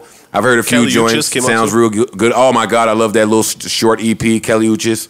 Yep. The T-Pain, Chris Brown song that he teased a few weeks ago on his live. That came out. Wiz put out an EP. Yes, Wiz put something out. Sir put a new record out called Rapper Weed featuring Boogie. Yeah. Love him. Part of the TDE shit. Ransom came back again. Oh, did he? Ransom got a new joint? With an EP? Yep. With the same producer. Oh, great. Awesome. So, yeah. What's the name of it? Director's Cut. Got it. Ro James put a new song out. Selfish. I didn't hear that one. Nicholas Craven is the producer. I wanted to give him a shout out. So anyway, carry on. Reason put out something with that TDE weekly thing that Sir was on and Absol was on as well. Yeah. I got to talk to him about Isaiah that. I got to talk to Reason about that. I seen it. He hit me before. I seen it. It was a while ago when he hit me. He was like, he sent it to me. He's like, you think Joe will get mad? I was like, he won't get mad. Maybe I was wrong. He's mad. Wait, what was the line? Steaming. It wasn't a line. It was in the video of Just old rappers hating if a young nigga rappers. hate and call him Joe Budden or some shit. Something that was like a hit. Something that worked. Nah, he said old niggas hating on youngins, and it was a picture of me in the little teaser that went out. But if you watch the video, he's being facetious about everybody, and that was the irony of the entire thing. Oh, well, I'll take it. Yeah, Fabio put out an album too. Was it an album? Well, or was it a song? It's 8 songs, so okay. I don't know what that is. EP album. Is it good? How was it? Yeah, I liked it. Mixtape, whatever. Wait, I need to hear. Fucking album. I need to hear Fabio outside, man. I don't need that in my living room. I feel you. I'm gonna listen to it, but I need to hear that outside around people. That shit was hard though. I mean, I listened to it while I was working out. It worked. It worked, and you worked. Y'all worked. Yeah. I gotta check out Fabio shit. I'll talk with Fabio. All right, wasn't a bad Friday of music. Yeah, it's pretty solid. Did you like the Travis Scott and Kid Cudi shit? I thought it was cool. Oh, the Fortnite thing? The Scots. I thought that was a really, really good idea and perfect timing. For those that don't know, was Kid Cudi involved in it? I didn't go to the actual thing. I just kind of saw the recaps and the promotion for it. But there was a Fortnite live concert with Travis Scott performing. And if you're on Fortnite, you can be yourself and go to the festival and watch. I thought it was a really good idea for what's going on. Yeah, me too. I don't have Fortnite, so I didn't participate. But neither did I. I saw the clips, and it looked like it was executed really, really well. And I think that's going to be. I asked you if you wanted some more before. Yes, I did. I put it right. I had to take it off the camera. Sorry, we're having internal issues over here. Right. Take some. I asked you. I said, "Yo, you want some?" Yeah, I thought it was executed really well, and I think they'll probably continue to do that with all the artists that can't perform live. And it looked like they broke. Yeah, I think it's a cool idea. Yeah, they broke every record. Can y'all tell us what happened for the people that have no idea what happened? What happened? Rory just did. I just did. You were off camera. No, I mean, can you break it down in simpler terms? Like, all right, so I don't know much about Fortnite, but what I know about this is it was a virtual concert, Travis Scott performing. Mm-hmm, you can go as yourself or your created character, whoever the fuck you want, and go to this festival grounds, this concert grounds, and watch a giant Travis Scott perform his records on Fortnite. And Kid Cudi did that with him? No, they put out a single together. They put out a single together. Yeah, I was talking more the other shit. But, Got it. I think it's a really good idea for everything that's going on now. I think they broke a Fortnite record, 12.9 million or some shit. Mm-hmm. Oh, wow. Yeah, I a lot of people were watching. Awesome.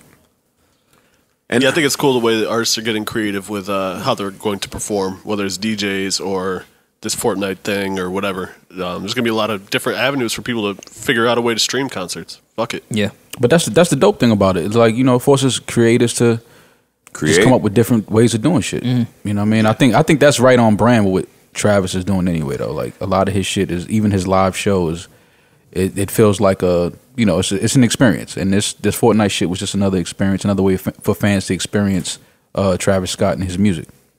Yeah, I feel like we've seen like a cartoon or animated Travis in the past, so this definitely fits with his brand. Yeah, but I do really enjoy, like Maul said, some of the new innovative ways that artists are having to find to release music or push music or get momentum. There are a lot of there's really cool technology out there. And it will get us out of the traditional way of just alerting fans that we have music coming. Like, I didn't know what was happening with the Fortnite shit because I'm not a gamer, but I saw the clips and it looked amazing. Yeah, it looked great. He had a lot of people in there. The fans seemed to be really excited about it. Like, wow, what a great fucking idea. I can't wait to see how I'm going to implement new technology into the art of podcasting. Like, because it is out there. And if everybody is using their brains, you can no longer just go about things in the typical fashion anymore. You shouldn't. Yeah, Maul started this with talking about the new normal. It's about adjusting now. It's about getting yourself acclimated. It's about, I thank God for our ability to be nimble. Because that's what this is. Like, the fact that we're able to, I ain't got to get into all that, but just the ability to be nimble is so invaluable. Yeah. Agreed. Parks. I was talking with my homeboy about because he was like, "Yo, I don't understand." Well, I was like, I don't understand how people are going so crazy to just want to be outside, like, or to be at gatherings and shit like that. I was like, I would be going crazy if we didn't have no internet, like if the internet shut down. Like if I couldn't get online and watch movies and stream movies and shit like that, or stream music, that's when I'm going crazy. Yeah. You should prepare for that. Yeah, there's only so much servers. As long as I have electricity, I'm cool. Well, I still my laptop still has a CD drive, so I can throw in old CDs and this shit. But other than that, if the internet goes down, because I thought about really that too. Well, just with all the shit that I've been in the house streaming, I'm like, yo, I don't think it's so far fetched that eventually they will fuck with that. Yeah, yeah. To see how we cope without that, and I think a lot of people lose their mind there. Absolutely, yeah. Absolutely. People lose their mind when Instagram goes down for 20 minutes, or gain their mind. Yeah, word. Yeah, but a lot of people are scared of that mind, or they don't remember that mind. No doubt. Especially like these newer cats, they don't know what the world was before internet. Yeah. They have no idea what the world was before internet. It might be healthy for some people though, honestly. I agree. Pick up a book, pick up a acoustic guitar or something, put it on a DVD. Yeah. Yeah. Do some push-ups. Jail is what you're saying. And don't drink bleach. Do not drink or inject bleach or Lysol. Let me see. Many people tell me that that's not healthy. We didn't really. I felt like we didn't highlight the fact that Tory is independent enough. I don't know if we even mentioned it. Was it as a result of the last album, right? I didn't know how true it was, so that's why I never brought it up. Because I saw a lot of people talking about him being independent through this whole thing, and I've been hoodwinked on plenty of artists being independent, saying that they're independent and they're not really independent. And they're not independent. So I could see it being true with him. How so? New Toronto it says Interscope on it, but maybe moving forward. Well, he said that was the last one. That was his last joint. Yeah, that's what I'm saying. The last one. He said that was the last one. Listen, just being familiar with how label issues come about and how they're normally rectified. Normally, when they come about, it's a problem with length of term of deal. Yeah. Splits, rights. When Corey was doing all that beefing about, yo, I got a problem with Interscope and I might expose them, I assumed he was a few projects in and there was a discrepancy now as to how these albums would be counted. And this is an assumption, maybe the Chicks tapes were counted as half an album, the same way some of my indie project, my E1 projects were counted as half an album to my publishing deal before my publishing deal was fixed because of how the industry looked at. Well, I mean, so that's what contracts typically have song amounts on them as well as time. Like you owe us 10 tracks, you owe us 12, you owe us 8, you owe us. So I can see that. Yeah, but it's kind of crazy if you still put out 10 full-length songs and they don't count it because it was an independent release or a quote-unquote mixtape. Still for sale. Listen, still sold well. I would love it if Tory is officially independent. I think that's amazing. I do think how Tory operates, it could pose some problems if he has a good team and hires the right people. He has a good team. Yeah. I don't know personally, and nor have I looked into it. He has a really good team, but he has money now. He certainly I think he's operates been mostly in a space. in-house his whole career, really, as far as production and mixing and all that kind of shit. So. I'm speaking more to clearing things, how his music is distributed. That's what I'm speaking to. Got it. But again, that can come with lawyers. But a lot of that, and I'm not speaking specifically for him, but a lot of clearing samples and a lot of clearances on verses and features has a lot to do with label per label relationships. So for sure, listen, I would prefer him to stay independent, and who the fuck am I? I hope he is, but how he moves, majors can't help in his world for the way he puts music out. I'm glued to whatever he does next, just to see how he goes about producing music while independent, or how long he'll even be independent. Yeah. So we'll see. Congratulations to Tory Lanez for finishing your contract and becoming independent. Yeah. That's enough. I think this happened at the right time for him too. This is like perfect time for him to be independent. He has all the leverage in the world to get like a nice distribution type of deal though too. Yeah. Where he could still have a label handling administrative shit but it's and he takes really back some of the power. Yeah, some of the control. He is in a real good spot. Do you know if the lawyer that did the last Chicks tape was his lawyer or the label's lawyer?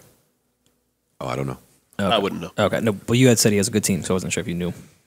I don't know about his lawyer, but he does have a good team. Shout out to Sasha. Shout out to everybody behind Tory. Yeah.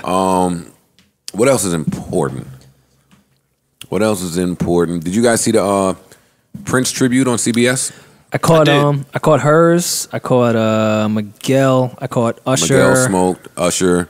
John Legend. John Legend was great. Wind and Fire. Earth, Wind, and Fire. Earth, Wind, and Fire. The Revolution. You know what? I want to give it up to Beck for being pretty good for a white guy.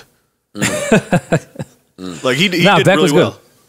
Good. Hey, first of all, don't leave out the Foo Fighters.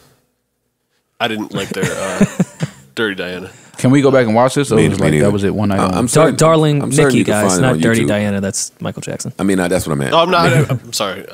Darling Nikki. Yeah. You can. I don't think you can find that on YouTube. It wasn't on YouTube. I had to do a CBS account thing. Yeah, I don't think they can play. I don't think they're allowed to put Prince's music on YouTube. I could see that happening. Yeah, I think they get shut down pretty quick if they do. Yeah. But it is on CBS. You got to sign up. I think there's a free month, and then it's $5 a month or something like that. But even watching that, and as much as I loved her and Gary Clark Jr. together, I'm with Joe. I don't care how dope this is. Prince told you guys not to do it. The fuck are you doing it for? That's my whole thing. And I mean, I do want to commend them because this was a better pairing of people that should be doing these tributes than I've seen ever at a tribute. But Prince said, leave his shit the fuck alone. He said that. Right. And to harken back to something I brought up last podcast, Michael Jackson, Who's Loving You? That's not the name of the song. Lady of My Life? Not Lady of My Life. Who's Loving You?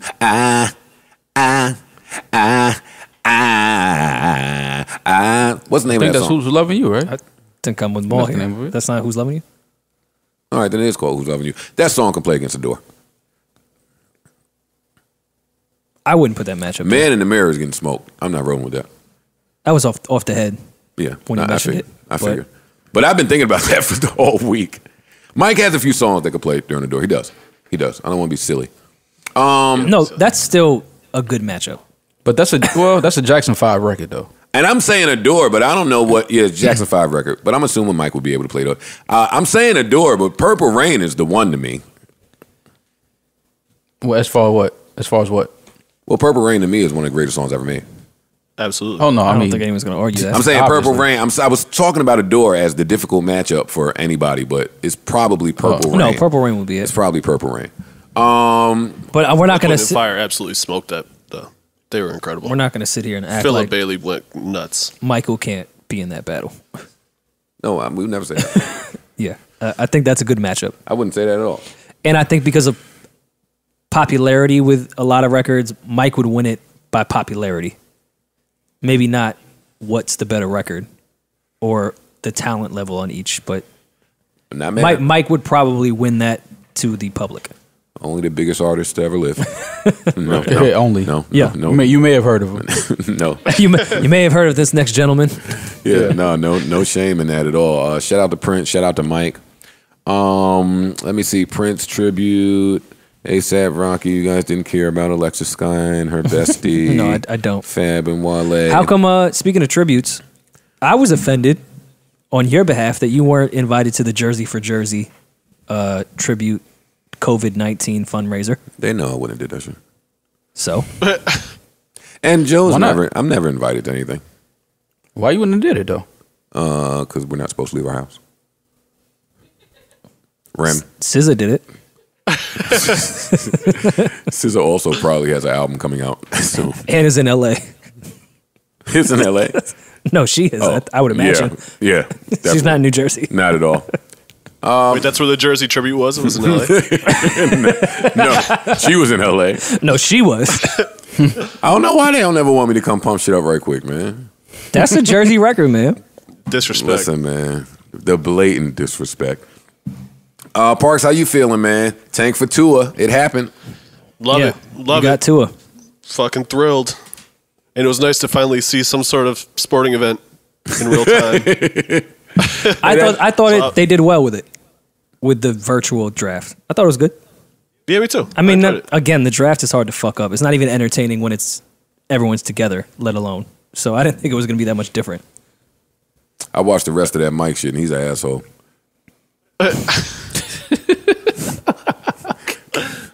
Why you think Mike is we're not doing it. We're not doing it. We're not doing it. We're not doing it. We're not doing it. I just think he's an asshole, and that's the end. It's not an indictment against his skills, but did you watch the rest of it, Mo? No. Okay. No, I didn't watch it yet. No, I have all the episodes, and I'm not going to. I need something to look forward to on Sunday nights. Word. So I'm going to watch it in real time. I'm just going to watch them again. Okay. Because what happened was last time it came on, I was so glued to the timeline. And I hate to admit that, but there was once upon a time where we would watch things as a family on the timeline, and I would really enjoy looking at what y'all had to say about what we was watching. Like I'd be listening to the TV, but watching what y'all was saying. The Jordan shit is kind of like that for me. So I was glad that I saw it. I'm going to watch it again on Sunday, but I'm going to be watching what the timeline is saying. So, yeah, I'm definitely going to watch it again. I am. Right. Did you see, and this is not a sports tangent. I do want to talk to Parks and you guys a little more about the NFL draft. But before we get there, did you guys see what Draymond had to say about Charles Barkley? Yes, I did. On Matt Barnes shit and Steven Jackson? Listen, I missed the one about Barkley. I saw what he had to say about KD leaving. I'm going to say this. Barkley. You guys know much more about basketball than me. But Draymond is high and out of his fucking mind.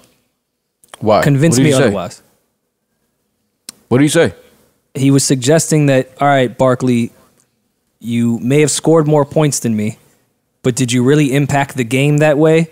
His point was that Barkley is jealous of him. Yes. He's jealous that Draymond has made a lot more money and will make a lot more money championships. Than him. But he said there's no fault of my own that my mom and dad fucked and I came up during this time when you didn't and the money ballooned a little bit. So it's not my fault that I make a lot more than you. Yes, I won. You've never won. I know that you probably feel a way about that. He said something about impacting the game. I'm not. He said Barkley has scored. No, he did. He did. He said Barkley. Yeah, you scored more points than me, but. Charles Barkley is a better all-around basketball player than Draymond. I don't think that's an argument in any world ever. Who's arguing that? Besides, Draymond Green is arguing that. No, Draymond Green was just saying he does impact the game. He may not be the player that Charles Barkley was, but the way I impact the game, I've won. Yeah, but you also wasn't driving. Yeah, but you also gotta. It's other variables too. Wasn't he you would say best player on the Warriors last year when everyone was hurt and they had the worst record? Who? Draymond? Was he not the best? Was he not the best player on the Warriors? He didn't really play the whole time, though. I still don't think he was the best player on the team when they was. I still think D'Angelo Russell was the best player on that team. Okay, and they had the second or third worst record in the league. I love Draymond. I love Draymond Green. And I do understand. I do too, but that was insane. Where some of his frustration comes from. Fuck out of here. You got to watch this nigga that was great. It's probably how the kids feel about me. I just don't have the stats like Barkley has. But who is this old nigga just talking every day? Like, stop talking about me. It's Charles Barkley. It's Joe Budden. That's what Charles Barkley does, though. No, it's not Joe Budden. It's not Charles Barkley. I love you. Charles Barkley was an MVP once, so like. Charles Barkley. It's Charles fucking Barkley. Yeah, what are you talking about? We don't have to talk about Charles Barkley. But we do have to talk about it. Because there's an entire crop of people coming up who may be unfamiliar with how great Charles Barkley was. Okay, are they familiar with you and impact the game? Because Draymond does this, from what I've seen as the casual basketball fan, this facade that he is this aggressive bad boy player. Am I wrong? He's that guy. I won't call it a facade. A little bit. I won't call it a facade because I don't know. Okay, all right, whatever. He's that in the softest era of basketball. He might really be tough. Charles Barkley had commercials that was saying "suck my dick." Listen, like, what are you talking about? Draymond Green is a good player. He is, but come on, don't like he looked dumb. He definitely plays a vital part to the Warriors run in their championships. But I mean, when you talking about a player like Charles Barkley, I understand some of Draymond's frustrations. Why is Charles Barkley talking about me? Why is he coming at me? But at the end of the day, Barkley talks about everybody. Like he doesn't like. He had a commercial for a brand trying to sell products saying, "I'm not a role model." Yeah, no, Barkley was a different player. He's a different player. Look, more Joe shit. I'm not a role model. I'm a piece of shit. A product of never being given. Come on, man. Let me get started. Man. Niggas pissing me off. Joe will compare himself to anybody. Now you Charles Barkley? No. Nah, he said he ain't a role model. He's just a piece of shit. He's just slime ball piece of shit. It's all full circle. I can compare myself to Charles Barkley. I think that because I think that show is the greatest content and crew there is. Yeah, they're great. I agree. They're really good. Ernie, Kenny Smith, yeah. Charles, and Shaq. Not gonna beat it. I don't think there's a content crew around that's gonna beat that crew. And if you think about it too, I agree. Who would have ever thought Shaq and the way he speaks would have been us, all of us. Oh, we knew that. To the network. And Charles Barkley too, we knew that. But to sell that to a major network in the country, be like, all right, we're gonna put Charles Barkley and we're gonna put Shaq. Kudos. No. I'm gonna tell you. We know that was gonna work. Yeah, we know that's out of all of the former players who are now, commentators or analysts or have their own shows on these networks. The one athlete that I thought would never be as successful as he is in that is Shannon Sharp. True.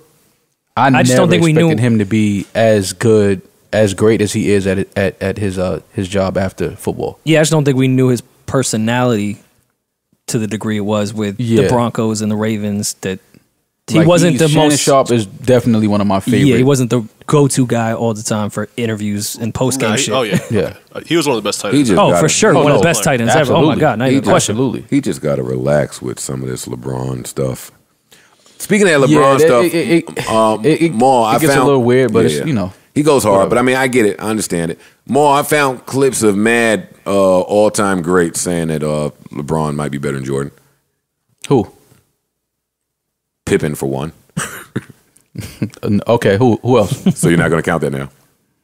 Well, Pippen went back and he retracted that, but it's okay. People only want to play the original clip. They don't want to play when he retracted that. But go ahead.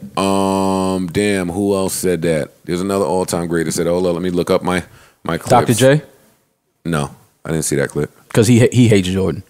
I didn't see that clip. Let me see. Let's see. Who do we have here? And I'm not saying LeBron is an all-time great, but it's just Barkley said it.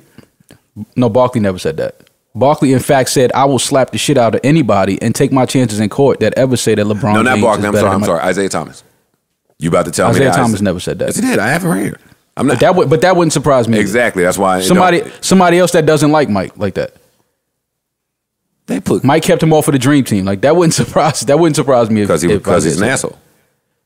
No, not because he's an asshole. Mike didn't like the way that y'all beat us all these years. We finally beat y'all. Y'all walk off the court and no one to shake our hand. Like okay. The Celtics did that too at some point. No, the Celtics never. The Bulls never beat the Bulls like that in the playoffs. And then once the Bulls beat the Celtics, they didn't shake their hand. That didn't happen. The Pistons walked off the court with time on the clock. There was still time on the clock when they walked off the court. That's disrespectful. I'm shutting up. There's no way around it. That's very disrespectful. I'm shutting up because my memory is horrible. But I think as this doc continues, I think they even talk about it when the Celtics walked off the court and they didn't shake the Bulls' hand. The only person to shake Mike's hand was Bird. And he was like, "Yo, you did that." But all the other Celtics was in the tunnel by that point. I think. I don't want to. Don't quote me on that because I don't remember all of it. It's 10 fucking parts. But the point still stands. It's just a difference. LeBron is a great. Don't get it twisted. But Michael Jordan is the guy that every player that plays the game will say that he's the greatest one, and he is. I mean, it's no knock to LeBron. I mean, he's definitely top 5 for sure. But when you talk about the greatest ever, it has to be Mike. LeBron is right. Say, LeBron came back from 3-1. Yeah, but Mike wouldn't have to come back from being down 3-1. Yeah, but LeBron never averaged a triple-double for the season like Russell did. That's true. That's true. On, and he was the one guy that they said would do it when he came in the league. Listen, give me I don't know if y'all saw the NFL draft, but give me some of your takeaways from the draft. I watched up to pick 15, and when I turned the TV on this morning, all of the sports talk was about how the Packers had traded up to get Jordan Love, a quarterback, and how Aaron Rodgers would feel about it. I think that that's a smart move, and that's how Aaron Rodgers came in the game. So he can't be mad. They had Brett Favre. How many more years do you think he has? Caliber quarterback, and they drafted Aaron Rodgers fairly high. I don't think it was first round, but it was fairly high. Yeah, so Aaron Rodgers should know what time it is. Yeah. People get mad at teams preparing themselves for like the next phase. Yes. That's stupid. Yeah, I'm sure some people do. I don't know. It's not stupid if the only first round receiver that I've had to throw to in my career has been Jordy Nelson, and I've been dying to get some help while I'm at the end of my career, and y'all want to draft the backup. Like we just made the conference final. It's not called the conference final in football, but y'all know what I'm saying. We just made the fucking conference final with me. Why wouldn't you want to get me Why wouldn't you want to get me somebody to throw the ball to? No. But whatever. Yeah, no, I get it. I understand. Well, yeah, and that's also why Brady got Garoppolo the fuck out of New England. Yo, Brady got I think they got that big O lineman from. They didn't get Wirfs. Did they get Wirfs? No, they got the other one. Let me look Willis. I think they got Willis from. Was it Kentucky or I something? think Alabama. Alabama. Oh, they did. The right tackle. Yeah, fam. Oh, they got Wirfs. They did get Wirfs. Yeah, this is nuts. This is kind of nuts. I spent my whole night Googling Andrew Thomas just to see what's going on. Only because every mock draft I saw had Andrew Thomas as like the third or fourth best lineman on there, behind Wirfs and Willis. But I'm done beefing about the Giants. A lot of people say they like the pick. I don't know enough about Andrew Thomas. I'm just gonna wait and see. I think the Cowboys came up. I like that kid. There's a lot of good receivers that I like that came out. Yeah, man. But is the football season happening? I like that kid that the Raiders got too. They got from Alabama, right? Yeah. Ruggs. Yeah. Ruggs is crazy. He looks nuts. Yo, fam, I bumped into a clip of his basketball highlights. Well, no, Ruggs went to San Fran, or they traded that. We're not looking. I'm not looking right now. I just put Lamb went to the Raiders, and then the 13th. Lamb went to Dallas. Oh, yes, Lamb correct. went to Dallas. Unless this is the mock joint. Oh, it was the mock joint. Rory, please. I'm just pulling up. I pulled up. Well, anyway. I was trying to find something quick. Anyway, Ruggs has... Well, don't do it quick. You have a huge platform. Ruggs, take your time. Ruggs, I saw his basketball highlights. Parks, did you see that? Yeah, he was dunking from the free throw line. Yo, what the fuck? Yo, these kids are too athletic, man. No, it was fast, quick, and like insane. He was dunking over everybody. I'm like, why is he playing football? Yeah, Ruggs definitely went to the Raiders. Yeah, no, I'm looking now. Yeah, no. And Judy went to the Broncos, which is a good pick, but I'm not sure if they have enough quarterback play to make that valuable yet. Sutton and him is a crazy combo, though. I like the LSU running back going to Kansas City into the draft. I like it. Yeah, he's nice. I'm mad Isaiah Simmons goes to the Cardinals. That's beautiful. That dude's a monster. Yeah, it's beautiful, man. I don't know what Gettleman be doing, but I understand. Got to protect Danny Jones, Saquon Barkley, whatever. I got to go to see who the Giants are drafting tonight. I would assume a linebacker or safety. It's a lot of talent left, too, by the way. Yeah, there is. There's a lot of talent left, and we don't have a third-round pick thanks to that fucking Leonard Williams, whatever his name is, that trade we made, but whatever. Yeah, man, it was happy. It was just happy. Good to see sports. Yeah. Just good to see sports. There's a lot of good running backs and wide receivers left, though, for sure. And all over the field, but particularly those positions. But do y'all think the season is happening? Yeah. Okay. It'll be interesting to see. I don't know. I think that they could definitely do a closed to the public season. I mean, I say definitely. No fans at a football game? Yeah. Crazy, but I think they would still do it. Complex. Their TV contracts are too lucrative to not do it. Complex is reporting it is official. Kanye West is a billionaire. Kanye finally shared financial records with Forbes, who confirmed his net worth. Let me be the first to tell y'all that y'all are late to this party, and Kanye has been a billionaire for quite some time. Even when he was in debt. Yeah, he was just asking to borrow money because the game is the game. But he's a billionaire. He might be twice over. Yeah. Yeah, I'm not surprised. I might be snitching. I don't think that's snitching. It's snitching if he ain't say it. if he don't want niggas. If you have eyes, Kanye West is a billionaire. Word. Nah, we're not gonna do the eyes test. We ain't gonna do that. Sometimes the eyes be lying. Yo, I don't. Nah, look at the shoes. That's all you got to do. That's a billion. All you got to do is look at the shoes and look at Adidas. It's $5 billion. Yeah. And when you leave Nike and Kanye, who I deem a smart person when it comes to fashion and business, is taking the deal with Adidas when he said Adidas gave me everything I wanted. Kanye, so that lets me know that you have some equity in every shoe that you sell. Kanye, DM me or Maul or Rory or Parks and call up to the show, man, and discuss your financial records. All right, you went from snitching to the Fez. You the IRS. Discuss your financials. Your financials. Let's talk about your financials. Listen, I don't know where we are with time because I can't tell. Oh, speaking of the Wayne Fab thing, Wayne is launching. I was just talking about the time. I know. Get the Wayne and Fab. I was just remembering. Wayne. Speaking of. Wayne is launching some radio shit. I don't know, was it with Apple? I don't know. I didn't see what the venue was, but yeah, it's Young Money Radio. But what's the platform? I don't know. Yeah, it is Apple. Oh, it is Apple. Okay. Okay, so you guys share that on your Apple podcast.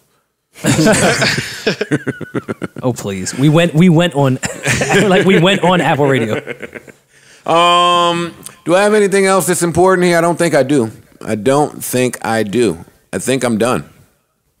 Cool. Are y'all done? Yeah, I think I'm good. You sure you don't want to hear about Alexis Sky and her bestie?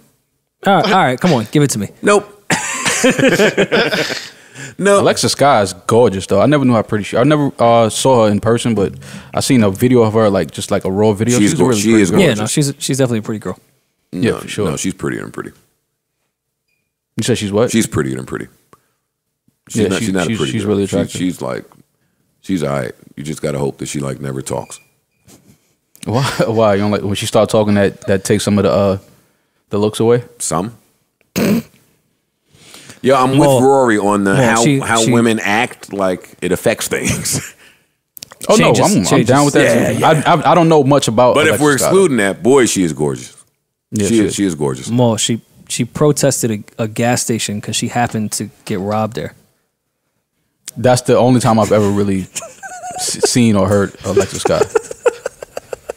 She got the whip. Big oil, man. She got the whip back though, right? Now Parks, you're right. It was a bigger picture I didn't see. She was fighting the big oil companies. I know, bigger picture, my ass, bitch. Move and fill me up on pump 3. We need gas. You have to go. You have to move now. Oh man. All right, listen. I don't have nothing else. Y'all got anything else? Maul, y'all see how cheap gas is? By the way, that's just crazy. No, because I ain't left my house. Maul, you going down to Atlanta now that it's open for the weekend? I will not be going nowhere near Atlanta. Get a cut? Get your nails done down there? No. I'll be right in New York City. That is your city though. Last week you was on here talking about, yo, in Atlanta, stay safe.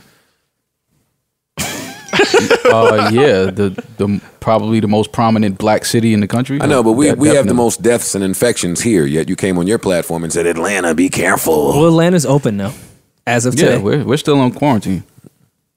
To that special person out there, stay home. I don't have a special. We never got to the bottom of that. Well, yeah, because he won't tell us anything. He won't. Well, I don't know what y'all keep talking about a special person. He won't share anything with us. Well, I would imagine a single man would have some joints in Atlanta. I don't. Sorry. Where your joints at? I ain't got no joints. None. Not one, right? It's just me, Joe. Yeah, no, I got you. I got you. So who was in the crib during our battle? I saw shadows on the wall. Oh no, that was the homie. It was the homie, yeah. Nah, you need some homies around. Of course, for a battle, everyone's had their homies around for the battle. Yeah. Yeah, it was the homie M. That's all. M, yeah. I tell you, I don't be doing shit, man. I don't know why y'all think I be out here moving crazy. I'm chilling, man. Especially this time, I'm really chilling. Yeah, you ain't got that wave cap on in the house for nothing, man. You trying to have that shit spinning for the I'm in the house like this all the time, bro. This is you trying to get it spinning for the ladies. This is crib couture right here. Fuck on the sides, get wavy on top. You heard what May said. Well, maybe you might not have the weekend. Nothing home, nigga. Yeah. Yeah, home in the house. That's Watch it. Insecure. Watch the Jordan doc. Yeah, that's it. Ain't doing shit. No turn ups on the Zoom. Nah. You guys aren't doing the Zoom turn ups, man. That's the best part of this. Nah, but I would like 12 chicks to look at me beat off, like at the same time. That's fair. I haven't tried it. I haven't come up here to do that. That's what Zoom was made for. I mean, I'm sure. Some girl DM'd me earlier today from Lipstick Alley. She's from there? Oh. She was born and raised? I love when sentences start this way. She DM'd me, she said, "Hi, we're discussing your dick size on Lipstick Alley. You should join us or send a pic." Jesus. This is the type of shit I'm They waking up to in didn't read. quarantine. They didn't read the 8.0 review. I don't know. I just laughed and she said, "Just saying, love you on the show. By the way, even though they say you're too cool, definitely hope y'all come to North Carolina once this is all over." Oh, I'm all beat. An hour later. And then she sent me a link to Lipstick Alley. She said, "You're welcome, but are you gonna come to Lipstick Alley?" Maul do seem like his wife. He gonna be from North Carolina, like Charlotte or some shit. That's a typical uptown. Yeah, that's his long distance relationship. Charlotte. It was North Carolina. They out there. I didn't say that's because anyone from uptown that had a warrant went and hid in North Carolina. Yeah. Love North Carolina. I do too. North Carolina's a great state.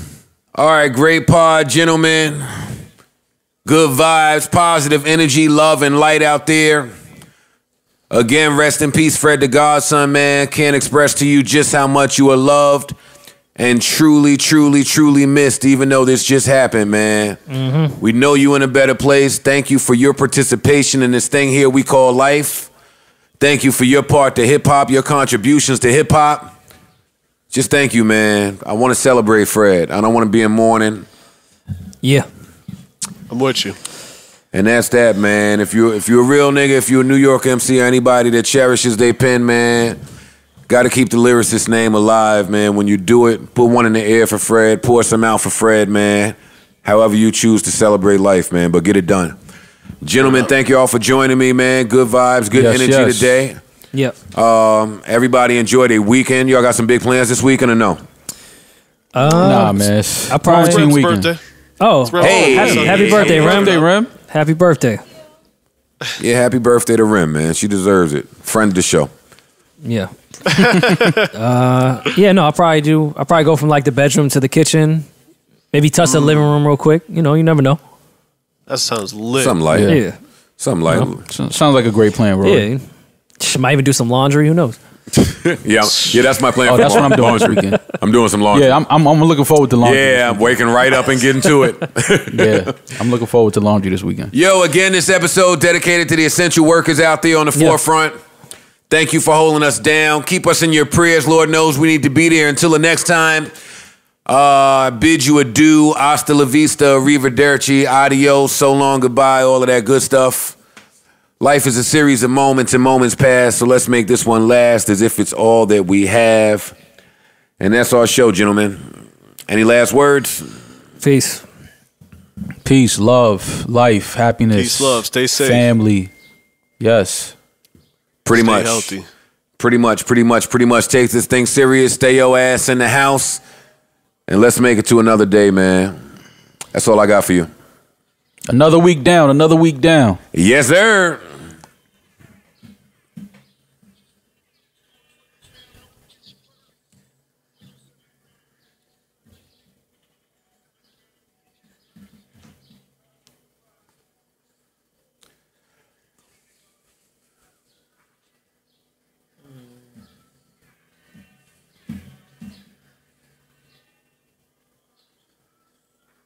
Hey, I'm letting it ride out now. Fuck it. Hey, wait up. Wait up. Wait a minute. Thank y'all for listening out there. We'll be back on Wednesday. Sing to him, though. Hey.